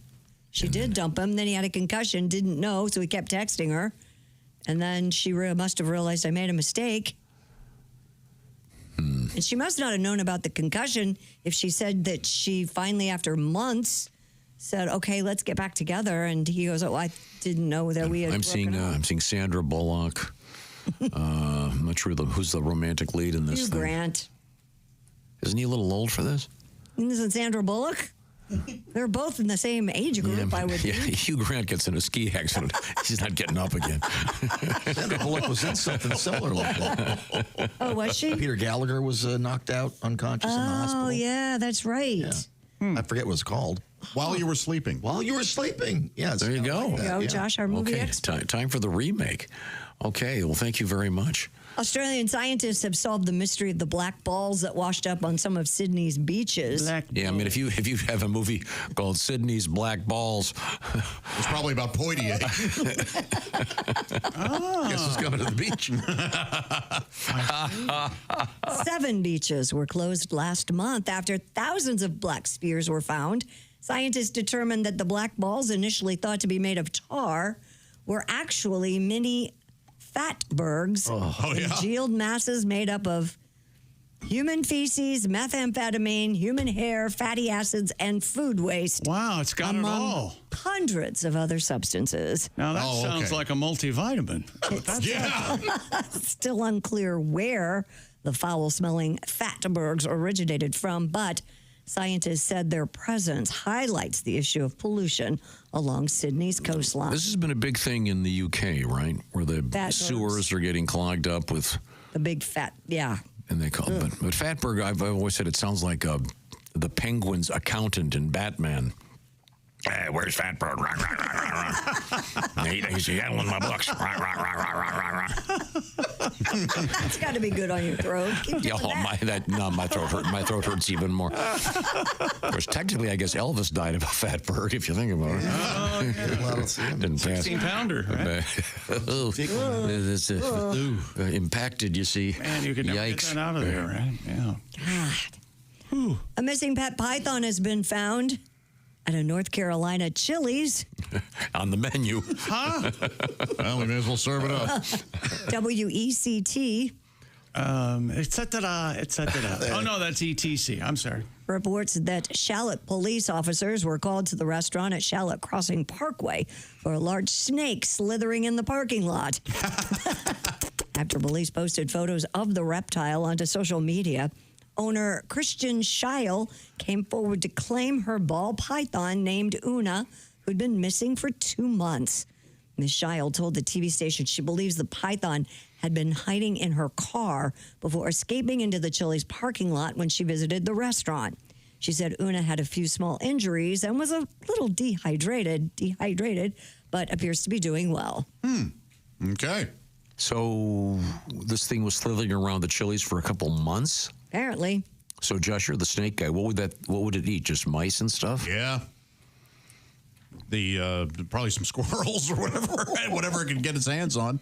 So get its hands. That's the problem with them snakes. They get their hands on you. Yeah. So I'm confused. So she get their mouth around. had a pet snake and she thinks it got into her car? Yeah. Or out. Did she say in her car or out of her car? In. Well, she said it had been hiding in her. Yeah. The snake was hiding in her car. But that means she had her windows open or something in the car. I don't know how the snake got in her car or how it got out of her always car. Make me think there's a snake hiding in my house somewhere. That'd be terrible. I didn't even print the one of the guy in Australia that had, in the course of a week, 2 different snakes in his toilet. Man. And it turned out that the one was a female, and apparently Lisette was there, so it slithered up the piping, up the plumbing. The other one was following the musk. If you live in Australia, you have a snake in your house. I think that's just you just go in. Australia's got all the wild stuff, doesn't it? Deadly stuff, yeah. Man. Oh, she calls her snake baby. Una's the name. Yeah, but then it says here I got my baby back. All right. Well, that's a Chili's joke, isn't it? Yeah. Baby back, baby back. Oh, I didn't even see that. I read that. Oh, jeez. Snakes don't have. I got my baby, snake baby, snake baby, snake baby. Snakes are almost all ribs. Are they all ribs? Yeah. Is that what they are? Mm-hmm. Huh. Yeah, if you see a snake skeleton, it's like the long spine and just a ton of ribs. Oh. Not the kind you can eat, though, right? That'd be good. No, well. They're not going to fill you up. Leave some meat around. Oh, okay. They could do a restaurant called Snake and Shake. it'd be.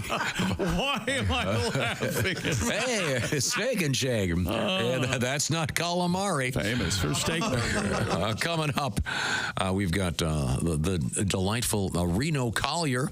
I think his book is about to come out.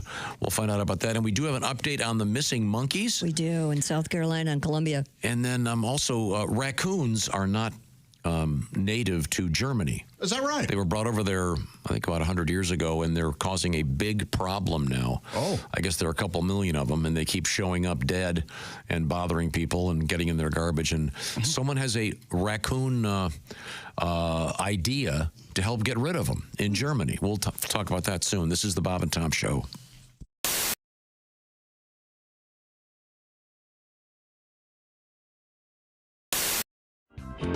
What do you want to hear? Well, I was thinking some music you want to hear. I was thinking since it's summertime. Yes. And everyone's watching baseball, playing baseball. Do you know your softball tribute?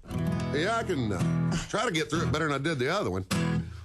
Church league softball. Let's pull the key up. Great idea. There you go. Church league softball fist fight.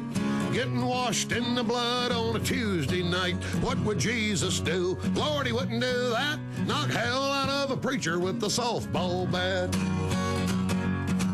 Well, the swinging shepherds from the sheep of the Savior were tied with the Sourwood Church of Christ, an example of some highly unholy behavior in a game that had already been protested twice. Something unbiblical must have been said for them to be aiming heat at a minister's head. Clocking the clergy ain't the thing to do, but neither's the high hard one on a 0-2. Church league softball fist fight, a bloody laying on of hands neath the left field lights, knocking out 4 teeth, getting a busted lip, ain't exactly my idea of Christian fellowship. Church league softball fist fight, rolling around the pitcher's mound, it just don't look right for nice people from the church and the Sunday school class to trade the cup of brotherhood for a can of whoop ass. Ooh, yeah. Thank you. Tim Wilson.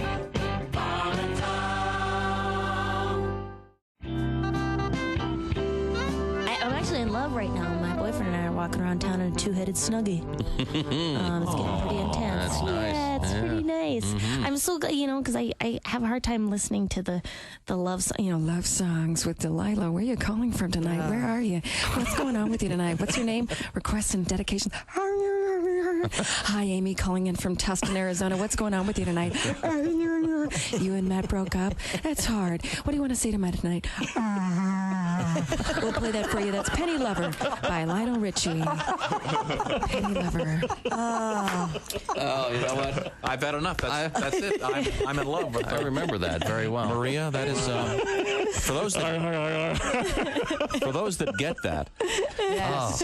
And for those that don't, you should listen to Delilah just so you do. Just that one just time. So you get the joke. Intense. They should have those songs. They're not good for people's mental health. Like, they should have little footnotes at the end of every verse. I would cross an ocean for you if that ocean led to an English-speaking country. Because at this point in my life, it'd be really difficult to learn a second language fluently. Not to mention the anti-American sentiment. We'd have to talk about it.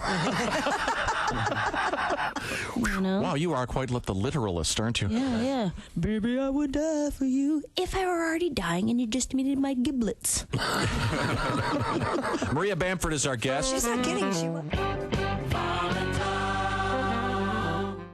Hi, this is Chick McGee from the Bob and Tom Show. Miss some of the show? Become a Bob and Tom VIP and subscribe to the audio and video podcast. The Bob and Tom Show, on air, on app, and on demand.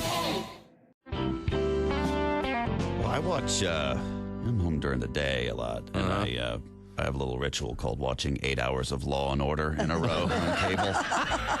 Because you can. Yeah. Law and Order, yes. Law and Order, yes. Law and Order, yes. Charmed, crap, it's over. But I love Law and Order because it's ripped from today's headlines. You know? It takes some news story that's going on. Then they change the names up a little bit. Then they make that the plot for the episode. The thing about Law and Order is, though, every episode has to involve a murder. And even if there's not a murder in the news story they're talking about, they just go ahead and add a murder into what happened. Okay. And, which has got to piss off the people in the news story because they're watching. Fred Thompson and Sam Waterston are hashing out the case. Now, Jack, I'm afraid you're going to have a political firestorm on your hands if you insist on prosecuting this as a first-degree murder trial. Politics is your area, not mine, Arthur. It's my job to convince a jury that the governor of New York was caught with a high-priced call girl and then murdered her. Elliot Spitzer is sitting home saying, whoa, I didn't murder her, all right? Everyone knows you're talking about me here. You're not fooling anyone with this Elliot Bitzer character. Yeah. Right? He should sue Law and Order, which would be an episode of CSI New York. Yes. I don't know how that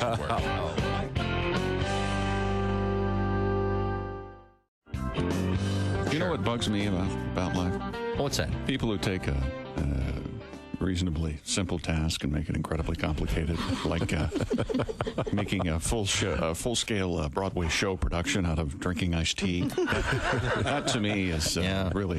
What's your problem? Why can't I enjoy my iced tea over here? Well, you can. Did you bring your thermos? I did bring my thermos. Can we get a picture? Can we get a picture of the thermos sitting and Christy standing beside it? Yes, so they can get the actual full because seriously, spectrum of how big this is. Easily, that's bigger than Christy's head. Correct me if I'm wrong. That. Christy could easily sit on that and watch a sporting event. Certainly. Well, what's wrong with having? You know what? I think we should have her sit on it, and we'll caption it "Sun Tea." He's going to read some article or some idiot friend, and when I find the idiot friend who told you about this cold iced tea, I'm going to punch him right in the face. I'm going to. Who was that guy? The best thing to do is to be in a separate studio because Jeff, would you like a little glass of nice iced tea? No, thanks. It's delightful. I love iced tea. There's no ice in it, though. No, God, no. God, no. That would make it. Then it's not iced tea. Watered down. The ice would bruise the tea. Yes. No, the ice is in the cooler. I quit.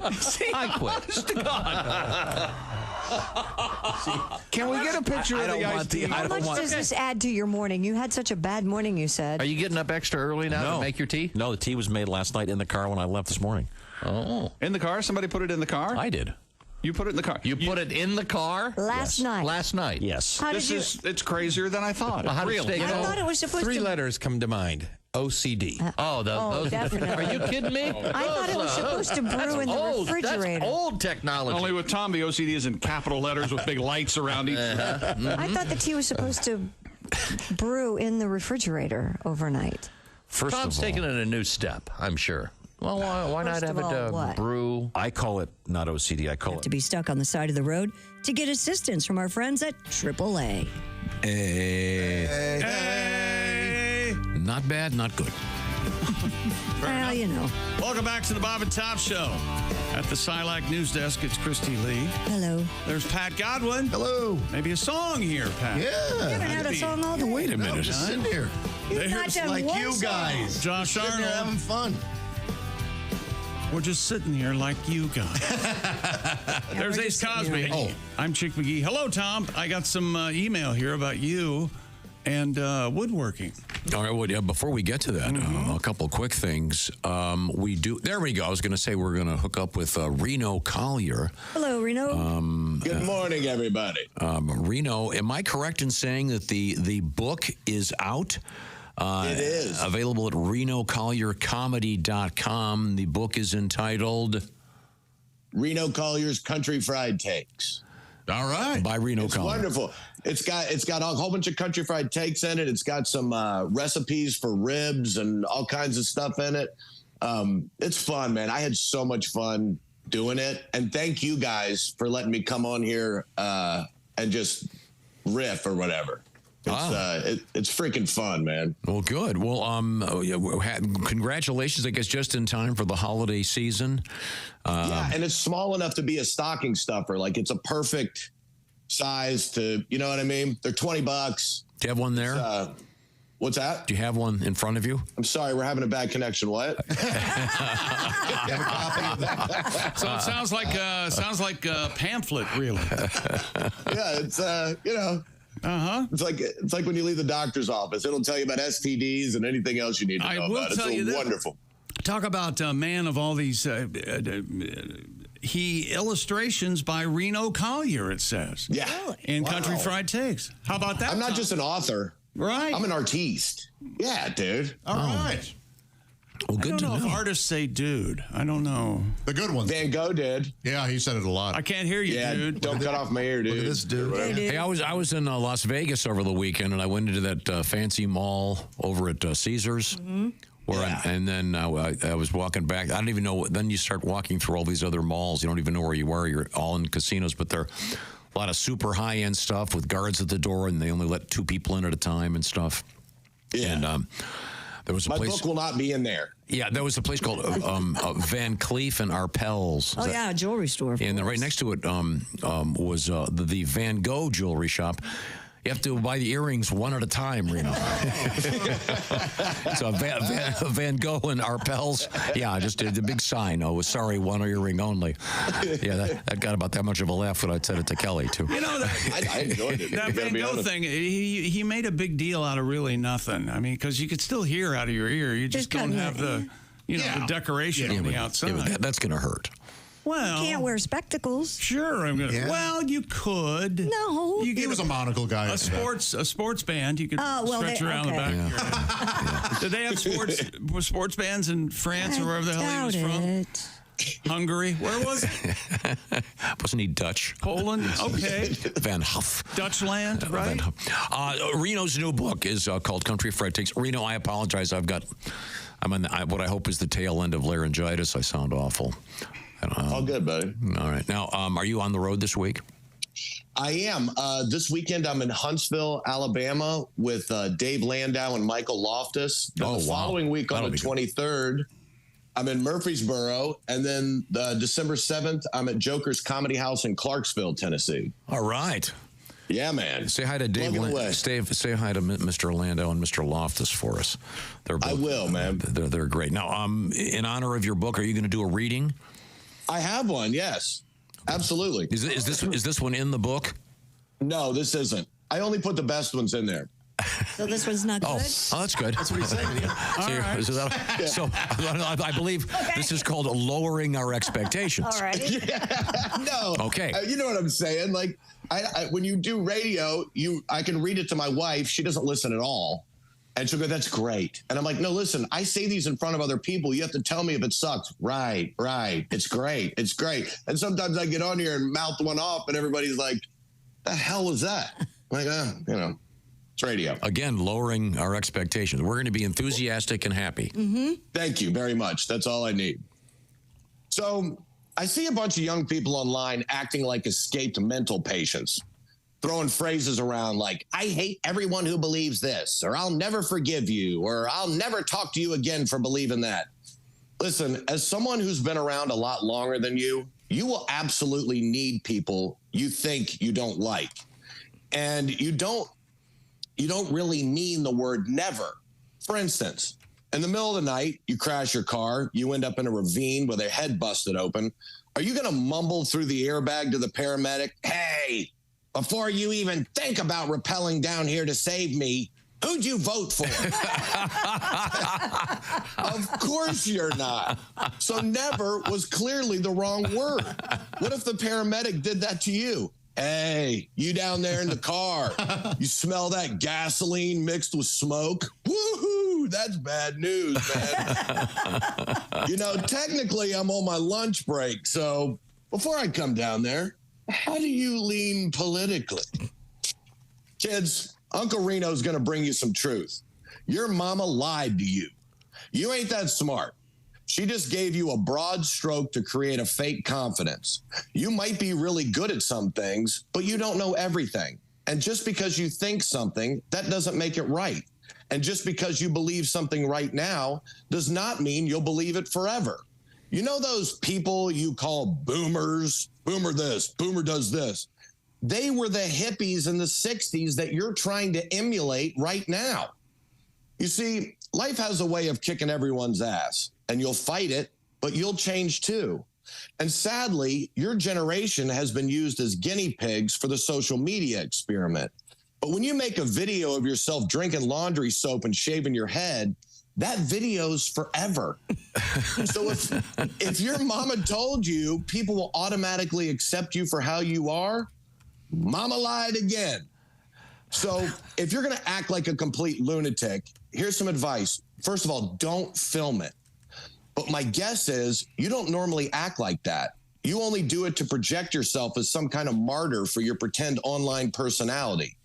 Because when you start becoming an adult, good jobs go to those people that are dependable and trustworthy. If they see a video of you screaming obscenities and smacking yourself in the head with a hammer when things don't go your way, they may feel like that would be a distraction to the other people in the office. You're also going to miss out on experienced fantastic friendships. Buddies are the greatest thing on earth. Like for guys, whatever age we were that we became friends with another dude, that's the age we're going to act when we get back together with each other for the rest of our lives. My favorite friends are my friends I've had since I was 12. We get together now, we're flicking boogers on each other, we're throwing dirt clods at each other. We sneak around behind Scotty's house, watch his mom take a shower. It's the same, well, it's different because she sits down now. And just to think you'd give all that up over a stupid, differing opinion. It's ridiculous. Kids, every once in a while, you need a good ass kicking. Then you dust yourself off, start taking karate, and come back and kick their ass at the next All Valley. And you want to know how I know all this and know that you don't know squat? It's because I've lived long enough to realize neither do I. And trust me, neither does your damn mama. I'm Reno Collier, and that's my country fried take. Oh, thank you, Reno. So she's sitting down in the shower now. Well, you know, as time goes by, things change. Well, that was very nice. Speaking of karate, Christy had said something on the air years ago, and I saw a T-shirt when I got off the plane in Las Vegas. It was the same thing you had said years ago. The T-shirt said, "Surely not everybody was kung fu fighting." Yeah, That's no, right. So somebody has now made that a T-shirt. Of course. Because of that great song, "Everybody Was Kung Fu Fighting." Everybody wasn't. I wasn't. I wasn't either. I had no idea. I didn't know anybody kung fu fighting. Yeah, now that you mention it. Yeah, and Reno, you also mentioned, I love the story about being, stuck in that valley in your car. You're gonna ask about the politics of the guy about to save your ass. Yeah, it's so stupid. I overheard an anesthesiologist before I went under once going, "I never listened to that show. There's too much laughing." Serious? We got a show to do. We don't have time for laughter. I am totally serious. Well, we're not for everyone. Yeah, It's not having fun. Hey, whatever. Look, as long as the guy did a nice job. I did wake up. There was some concern. Like the last thing I'm going to think is like a non-fan. Hey, and that laughing is going to pay this bill, which will help you keep that beautiful car that you have. Reno Collier's book is on pre-order. Is that right, Reno? It is. We're going to have them all go out in time for Christmas. So they're all going to be out around Black Friday. And so everyone will have them in plenty of time to stick in their dads or moms or their friends, whatever, stocking. All right. So it's a perfect size to slide down in there. It's really fun, man. I love doing these things. And, I know they're all over the place sometimes, but it's so much fun. And I really appreciate the opportunity you guys give me to get on here and spout off. Well, you're very welcome. And the book is, once again, The Country Fried Takes from Reno Collier, and it's available at renocolliercomedy.com. We'll stick a link up at bobandtom.com. Thanks, Reno. Thank you, guys. Everybody have a great week. And a happy Veterans Day to everybody who served our country. We would not be able to do what we do without you. True. Indeed. And there are many that have served our country that don't like you. See, that's how this works. Say, or me, or everybody. See, that's the whole point of Reno's thing here. See? Yeah. I don't care. I still love them. Yeah, of course. And if you want to help out, you can go to asoldierschild.org if you want to help out with the children of veterans too. All right. Yeah, it's a great fund that you guys are very active in. Thanks, Reno. Now, coming up, Christy Lee, what have you got over there? Coming up, we have sausage in the news. We have holy water in the news. Do you have any holy water in your home? I don't. I'm not a Catholic man. Yeah. Okay. Yeah, well, isn't there holy water for other religions? I don't know. I don't think not when I grew up. I don't think so. I'm a Christian, but I'm not a Catholic. Maybe there are. I think there's holy water in other religions. Yeah. My holy water's evaporating. Is that a bad sign? It's going to happen. Yeah. I have some water from Lady of Lords in France, and very nice. It's like half gone, and I haven't used it. Oh, that's the hydro clock ticking. Yeah. Something to do with Satan. Okay. And your impending death. This portion of the Bob and Tom Show. Brought to you by Simply Safe. Simply Safe has a new way to protect your home that stops intruders before they break into your home. That's right. Old school systems only take action once somebody's already inside your home. That is too late. Simply Safe has Active Guard outdoor protection. Changes the game by preventing crime before it even happens. If someone's lurking around, a lurker, those agents can see them in real time, talk to them directly, set off your spotlights, even call the police before they've had a chance to break in. Plus, there are no long-term contracts, no cancellation fees, and it's all around $1 a day for this protection. And Simply Safe is offering Bob and Tom Show listeners exclusive early access to their Black Friday sale. That's coming up. It's bearing down on us. This week only, get 60% off any new system with a Select professional monitoring plan. It's the best offer of the year. 60% off. Just head to simplysafetom.com. That's simplysafetom.com. There's no safe like Simply Safe. Wait a minute. What's that sound?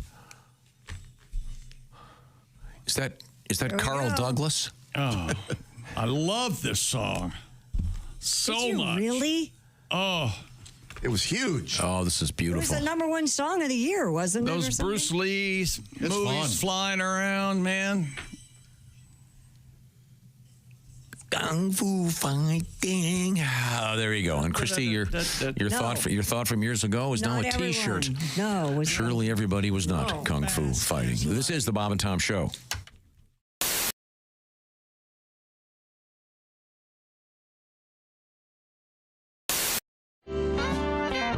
Just before we went back to air, we were talking with Theo. Theo threw a new word at me, and a new phrase. I am not aware of this. There is something out there called the Lucky Pierre, which, Theo, you didn't really give me much information, but go ahead, flesh this out for me, literally. It's something that I've heard that the kids are doing. It's the kids would be you. Yeah, you're a kid, huh? Yeah, well, in this story, I'm not the kid in this one. It's if there's a threesome going on, which I enjoy.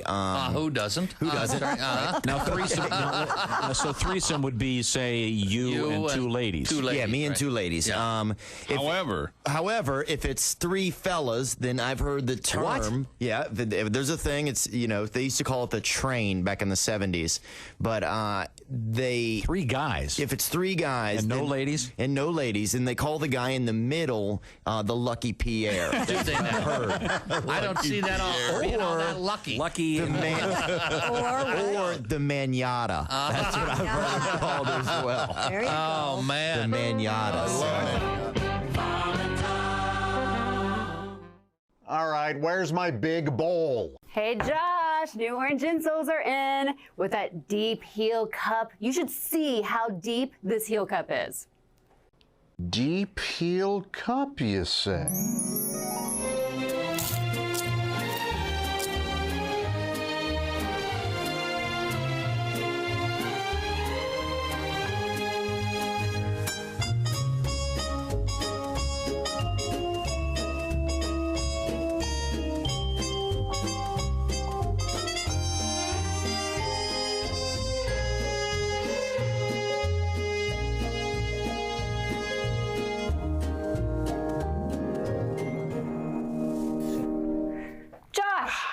What are you doing? Deep heel cup. They're for your shoes. My shoes, you say? Orange insoles come with a deep heel cup and arch support to provide everything you need to keep up with your everyday activities. Orange insoles are great if you work on your feet all day, simply taking on the world. Orange insoles will help you feel better and do more, guaranteed. Get your orange insoles today and step into a world of comfort. OrangeInsoles.com. I had a moment where my girlfriend thought she was pregnant. And by the way, if ladies, if you suspect that you're pregnant, tell the guy during the day. Don't wait until you're about to go to sleep. Oh, because that's what she did. She's like, I have a cramp. I might be pregnant. Good night. I'm like, no, Good night. I don't think so. I go, well, let's find out. Well, what are you gonna do? So I, hauled butt to Walmart. Yep. And Got a test. got myself a little test. Doctor in a box. Yeah, I know. 2 o'clock in the morning, and of all the times to get recognized. I walk into Walmart in the night shift. Hey, Fluffy. I'm like, oh, great. What do you need? A miracle. All right, here's some tickets to a Grateful Dead concert. Right? So I found the aisle where they sell the pregnancy test, and I realized something. Walmart has figured out the evolution of how life works, and they put it in aisle 4. As soon as you turn the corner, you see condoms. Then you see lubricant. The next to the lubricant, you see pregnancy tests. The next to that, you see Pampers. Next to that, formula. And at the end of the aisle, they sell beer. It's a full circle. Okay, let's go see Bob and Tom. Yeah! You can't say it on the air. Trust me. Not the way you want to do it. I've been over this 100 times. If you say that, we're going to get a fine. We're not going to get a fine. The average idiot's going to perceive it as the noun. No. We can't do that. You can't say that on the air. It has no meaning as a verb, whereas my term can be taken 2 ways. That's why the joke has a joke. No, you can't do that. Kids, let me just ask you this. Am I right? The only way to make this joke funny, you've got to use the word cornhole.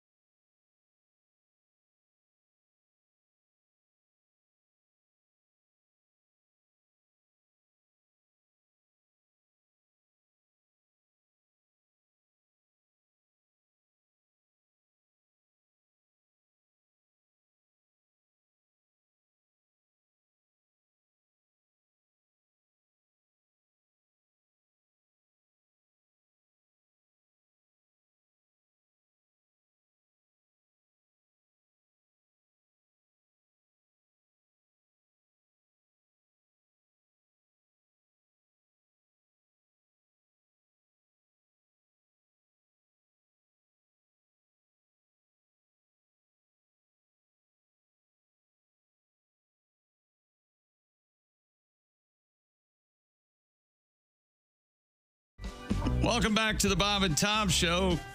Christy Lee's there at the Silac News Desk. Yes. There's Pat Godwin. Hello. Josh Arnold at the I Hate Steven Singer sidekick. He's kung fu fighting. There's Ace Cosby. Not everybody was. I'm Chick McGee at the Dude Wipe Sports Desk. And hello, Tom. Hello, Chick McGee. I have some emails. Let's get to some emails here in the Bob and Tom program. What have you got? Hello, morning wackos. Ooh. The chickster is right about how fast you can lose a finger or cut yourself with power tools. Yeah? I took off all but one of the fingers on my left hand. Oh. You're reading this? God. My index was still attached, but it had 8 open fractures. They reattached all but the pinky.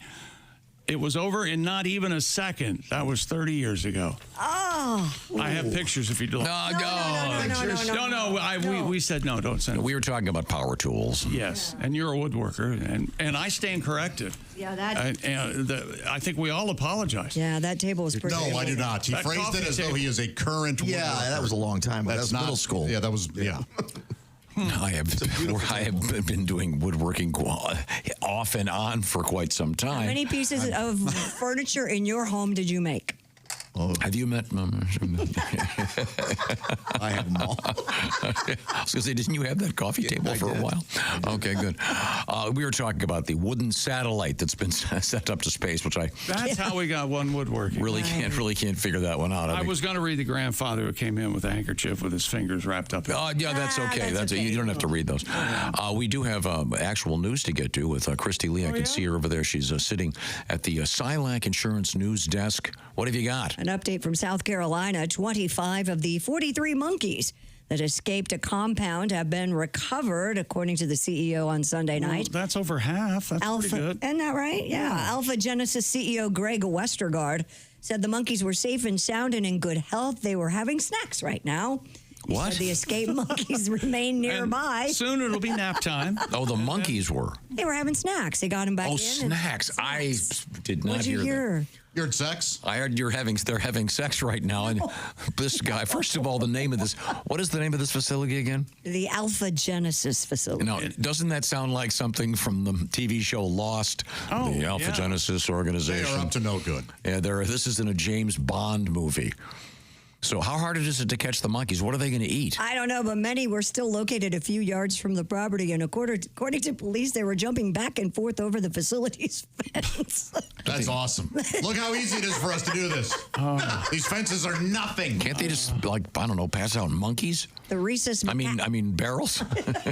Wouldn't they climb in? Yeah, don't monkeys just crawl into naturally, they want to be in barrels. You toss some bananas to them, or maybe set a water bed out there. The rhesus macaques had been bred for medical research, made a break for it Wednesday after an employee. Of course they did. They watched their friend get leprosy. Whatever the hell they're being injected with. She fed and checked on them. By the way, according to the company, they are not infected with any disease and are not going. I mean, what do we expect them to say? My God, don't breathe the same air as these things. They are so full of viruses. Riddled with tetanus. And we decided monkey COVID would be the way to go. Here's a great thing. The monkeys Friday were exploring the outer fence of the compound, and we're seeing cooing at the monkeys left inside. Coo, like, hey guys, look at us. Coo, coo, ka-choo. Hey, you guys should come out here. No, what kind of monkeys are these? Rhesus macaques. Oh, those are... I left macaque in San Francisco. If you're going to do the bit, You gotta pronounce say cat. It's cat. I have a sore throat. I can't. So that just makes you say macaque? Macaque. Doc, I have a sore monkeys. throat. All I can say is macaque. How'd you get the sore throat? Wow, that is impressive. If you can get that. Wow. These are cute little monkeys. They only weigh like 7 pounds, about the size of a house cat, they say. Little guys. Yeah. They're still incredibly strong.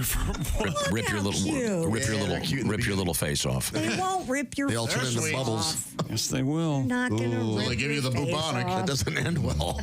Now, can they live in the wild? Isn't there some island little tiny island in Florida that's full That's of where Bubbles is. I Yeah. thought it was monkeys? in Puerto Rico. Right off of Puerto Rico where they have the island Oh, full maybe. of But there's a monkeys. retirement home for monkeys in Florida. Chimpanzees, Oh, yes, okay. that's right. Chimpanzees, Called Save the Chimps. There's a Jay Giles band album called Monkey Island, I think. Oh, yeah. No. Macaque Island? What was it? Macaque. Now you're doing It's awkward. No. Well, I've got a special Veterans Day request here. Oh. Pat, just play a song. What song? Wait a minute. They want to hear. Get a ticket, Pat. You know something? We should have you do a song. Yeah. I wrote 3 songs yesterday. I was all by myself. I had a What'd you wonderful write? day. I wrote a trifle of a song that I could do here called Dad's Song. All right. Let's hear it. Then okay, it's a short one. It's 50 seconds. Are you saying that yesterday when you were all by yourself, you had a wonderful day? Yeah, I did have a No, I was lonely. Thank you for saving me. You're I missed welcome. my girlfriend. That's right. No way to live, boy. Yeah, she won't hear about that. You'll find for out. 35 seconds. Well, growing up, my dad used to say things to me, and I'd just be, oh my gosh, I'll never be a father like that. I'll never be a parent like that. And I am. Why, here we go. This is called Dad's Song. Why do you have to take a shower? Well, son, I'll tell you why. Because I said so. Why do you have to clean your room or help me with the dishes? 'Cause I said so. Like my dad told me and his dad told him, I'm telling you over and over again, and I can still hear my father's voice. Son, you don't have a choice. All you need to know is I said so. You don't need a reason to do your homework, boy. Just do it. I don't have to spell it out for you or give you a speech. Get to it. I've told you already, get off your device. You're on a need-to-know basis. I don't have to tell you twice. Get in the car. We have to go. Or I swear I'm going to blow. All you need to know is I said so. Yeah. Boy, that's a truth. Yeah, there you go. Very good, Pat. Very good, and very, very much a truth. Now, real quick, veterans request. This comes to us from John, who writes, "Good morning, Bob and Tom Show. I'm a veteran currently serving on active duty in the world's greatest Navy. Go Navy." He wants to hear this one because there's a lot of stuff happening in this one particular town that this one particular train is named after. Of course, I'm talking about a place in Virginia, and that great train. Well, here it is. Wow, what am I going to do? I've got to get this box to Los Angeles by tomorrow. So just FedEx it. Are you kidding? It's too big. Well, then overnight it by train. By train. All the way across the country, overnight. Are you crazy? No, pal, he's not crazy. The famous Norfolk and Winston Railroad has just merged with WayPal Delivery Services. Together, our new company will revolutionize the overnight delivery business. Ask for us by name. We're... Hold it. You're telling me you can get this 2,000-pound package from New York to L.A. overnight by train? Norfolk and WayPal, overnight. Absolutely, positively. Absolutely, positively, we will get you through it. There's Norfolk and WayPal, we are gonna do it. When you go by rail, no package is too large, and we'll get it there overnight. Norfolk and WayPal. That's the name. We do it by train, cross country, by rail, overnight. There's Norfolk and WayPal. Here at the Bronx Zoo, we actually shipped Washoe the gorilla to the San Diego Zoo overnight. We had to pry his eyes open on the West Coast, but he's fine now. Absolutely, positively. Absolutely, positively, we will get you through it. There's Norfolk and WayPal, we are gonna do it. Ask for us by name. Overnight by train. Norfolk and WayPal, Norfolk, Virginia. There you go. The studio version. Due to problems with the thing. There we go. Thank you very much. Christy Lee, by the way, is over there at the Silac Insurance News Desk. What's happening, Christy? A butcher in Germany believes he has found the answer to the country's growing raccoon problem, turning them into raccoon sausage. Oh, hey. Yeah, Mr. Michael Reese told CNN he developed the idea after trying to think of a standout product to take to the Green Week International Food Fair. After receiving approval from local officials, Mr. Reese took invasive raccoons, killed as pests, and began making various meat products with them, including sausage, salami, meatballs that he calls raccoon balls, and other products. They are a hit, according to Mr. Reese, and some people were driving nearly 100 miles just to try them out. I guess sausage would be I mean, you can make sausage out of anything. Sure. Like deer sausage and all sorts of stuff, right? The most palatable, I guess. No? It does seem palatable. I just wouldn't want to know what it was, I think. Right. I think it'd still taste gamey, wouldn't it? Possibly, yeah. I think it makes you want to wash your hands a lot before you eat. That's interesting. You know, raccoons are always washing those little hands of theirs. Don't raccoons. Oh, no, that's otters. I always get raccoons and otters mixed up. That's how nature-driven I am.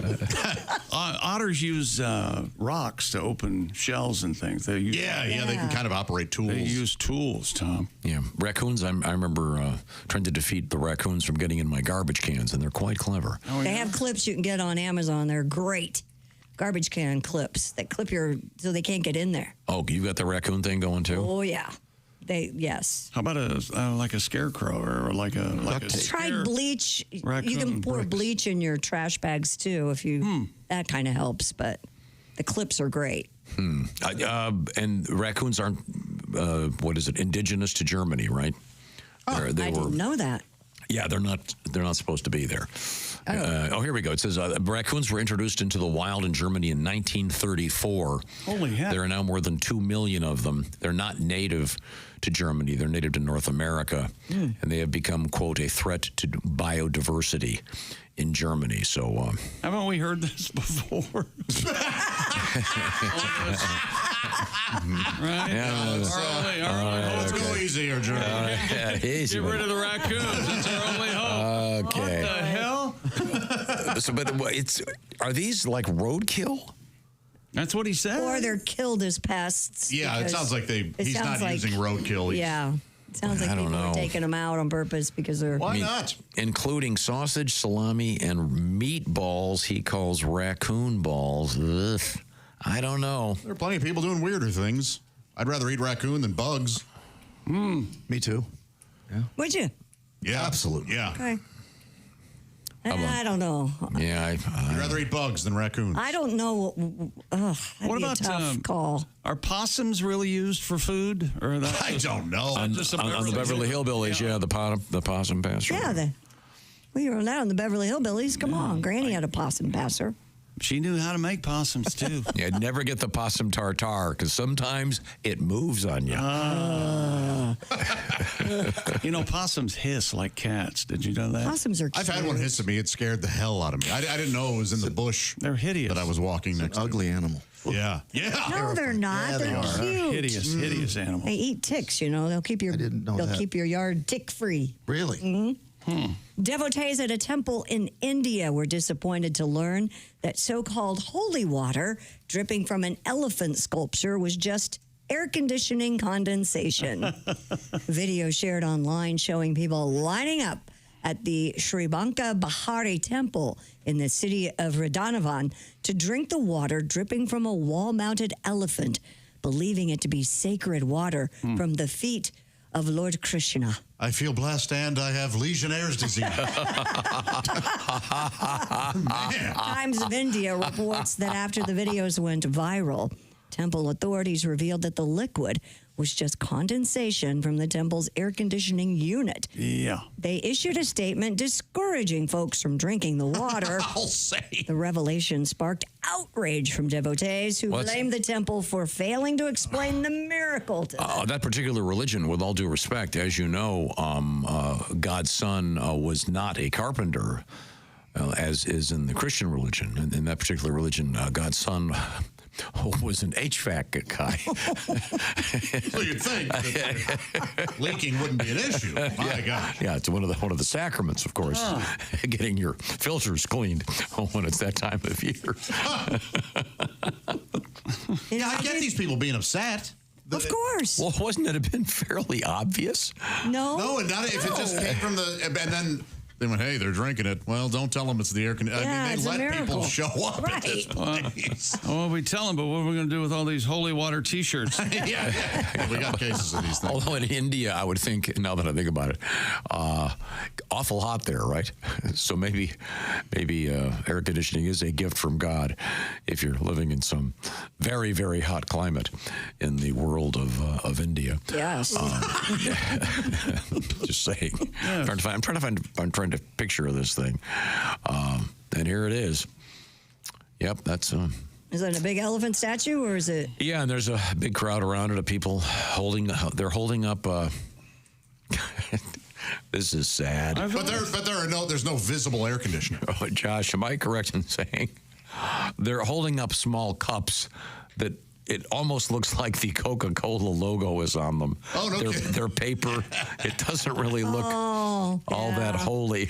It just looks like they went out to the canteen and got the cups that the Cokes come in. And if you, this isn't. It doesn't look very temple-like. No, not at all. There, you can see an air compressor type unit over there. Jeez. Yeah. This is It's really a miracle. How this is happening? It's a miracle anyone goes to that. It is so sort of non-sacred looking, really. Right. It looks like they're in the bottom of a basement or something. It looks like exactly the place you would find a leaky air conditioner. No, thank you. That's unfortunate. A garage.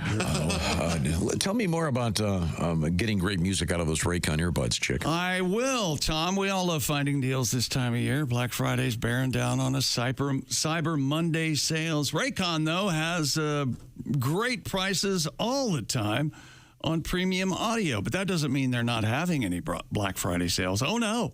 They're doubling down by offering Bob and Tom Show listeners up to 30% off site-wide. The latest model of Raycon's everyday earbuds with new features like that 32-hour battery life, multi-point connectivity that lets you pair with 2 devices at once, and active noise cancellation. And Raycon's rivals are some of the biggest names in audio, and they start at just about half the price of the other guys. They're already an incredible deal, even before you factor in the Black Friday offer of up to 30% store-wide. It's time to save big for Black Friday. Go to buyraycon.com/Tom today to get up to 30% off site-wide. You'll get up to 30% off everything on Raycon's website. When you go to buyraycon.com/Tom, that's buyraycon.com/Tom. Thanks very much, Chick. By the way, Christy, did you see the sort of an addendum to this story that the holy water in the at that Indian temple? There's folks in the parking lot. They're looking up that green fluid. They think it's Krishna tears. It's it's antifreeze. That's not going to go well. I think that's going to end very badly. Prepare the pyre. This is the Bob and Tom Show.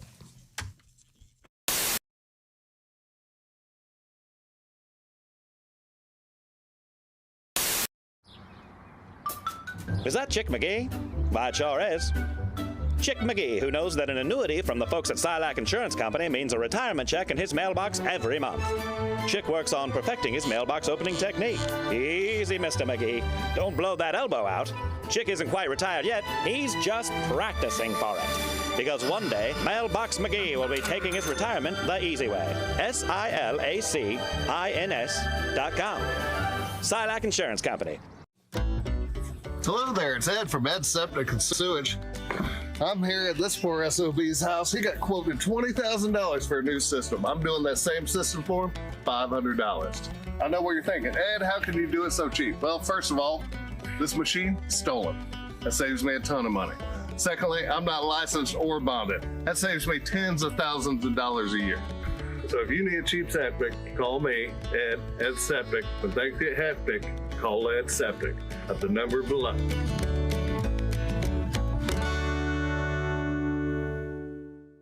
From Ed Septic. This is what you're getting into. Okay, let's hear it.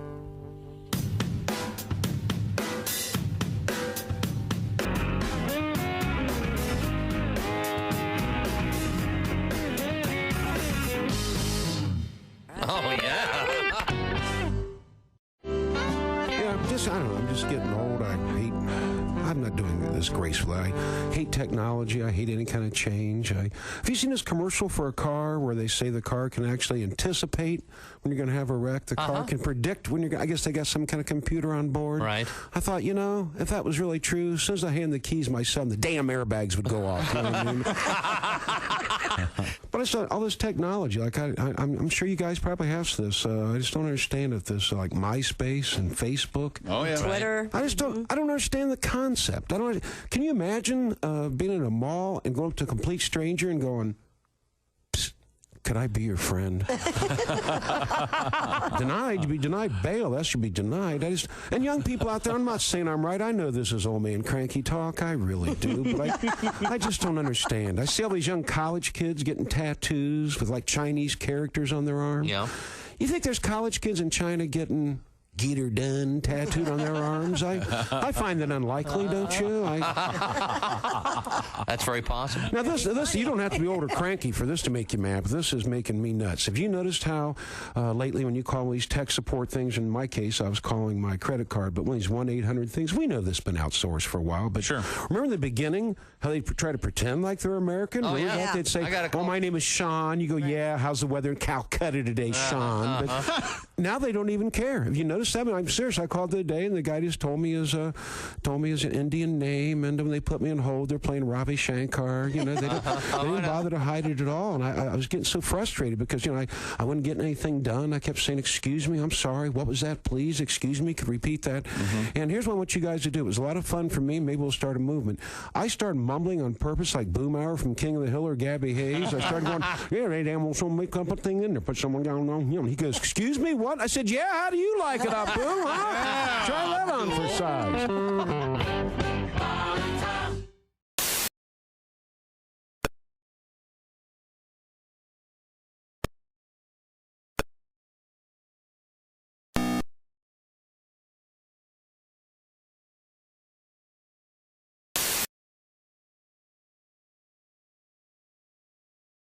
You once called me a worthless old man. Well, this is like a one-man show. Right, Chick McGee is. Welcome back to the Bob and Tom Show. Christy and Josh and Pat and Ace Cosby. I'm Chick over here at the Dude Wife Sports Desk. Josh Arnold at the I Hate Steven Singer sidekick chair. Steven Singer is a jeweler you can trust because he stands behind his jewelry with the best guarantee in the business. A full 100-day, 100% money-back guarantee. Steven Singer Jewelers at IHateStevenSinger.com. When you're there at Steven Singer, you'll go, "Hey, Steve, what's going on back there?" And you go, "I'm standing behind my deals." Oh, that's what he is. Well, I can barely see you. That's right. Yeah, that's very nice. Need any help? Speaking of Steven Singer Jewelers, you want to win that $500 gift card from Steven Singer Jewelers. Each week, we pass out another one. Go to a Bob and Tom Pigskin Picks by going to bobandtom.com/contest. We really haven't underscored enough the incredible success of the shoe-in of the week over the weekend. We're humming right along. You want to tell me again what happened? What was it? 9-3? Is that right? Yeah. 9-3 for the weekend. Yeah. And pending this evening, I have the Rams laying the points. Yep. Okay.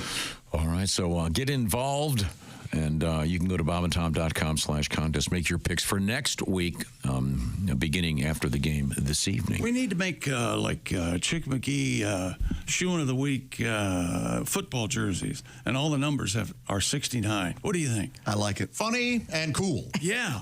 Just have Chick on the back of all the jerseys. I like it. No? Okay. Oh, yeah, not bad. I say go for it, man. You'll make money. Is that right? Yeah. In fact, I'm in for 10%. Well, what are you bringing to the table? I will $1,000 for 10% of your company. Okay, well, I don't know who came up with this idea, but for those reasons, I'm out. Okay, good. Wow. All right, We'll certainly look forward to they'll that. remember me. In the meantime, yes, we need to check in with.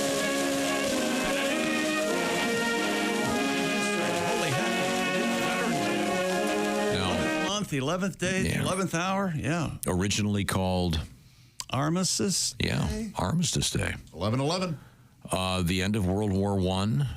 And it ended, if you've ever seen it, ends, it says to be continued. The war to end all wars. Yeah, Christy. They do. Yeah. By calling it a World War I, they really were setting themselves up. For failure. By the way, if you think there's anything funny about it, I recommend checking out the movie All Quiet on the Western Front. Oh. Wow. Nothing. And what he said was, there's nothing funny about it. Yeah, that is brutal. Let's see now. Oh, God. Oh, 1968. What? John Lennon and Yoko Ono appeared nude. I remember seeing this thing. I don't have a problem with it. On the cover of the album Two Virgins. Yeah. And Yoko is astonishingly hairy. Oh, yeah. Do you think, really? Oh. It's right, it's right there. Yeah. I'm concerned you think that's hairy. But I bet John was just as hairy. Yeah. Yeah. Yeah, but, I was... I'm going to look. Put it this way.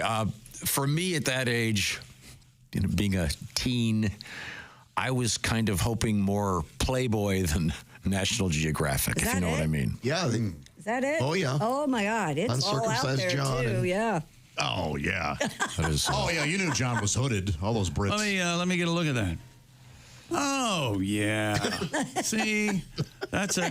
Can you hold it up a little bit there? Yeah. Just very unattractive. Tilt it toward me a little bit. They were both unattractive. now, okay, how about this one? On this date in 1969, Jim Morrison arrested by the FBI for being drunk on an airplane. Which, I mean, let's face it, if you know about Jim Morrison, he was pretty much drunk all the time. He liked his, liked a little bit of the creature every now and again. Yeah, pretty much. Pet the tiger. Okay, let's do, oh, here we go. Birthdays, 1885, George Patton, the great general. When you put your hand in a message. Famously retired and opened up the general store. Is that right? Yeah. At a patent office. Yeah. And of course, he invented patent leather. The shoes. Real shame. None of those are true. Let's see. Happy birthday to the great Jonathan Winters, was born in the state of 1925. Great comedian. Marty Fricker. Yeah. And Stanley Tucci. Very fine actor, born in this state in Great cook, too. 1960. Yeah. New cookbook out there. Love his cookbook. Is there anybody, Stanley Oncey? Stanley 1C is his cousin.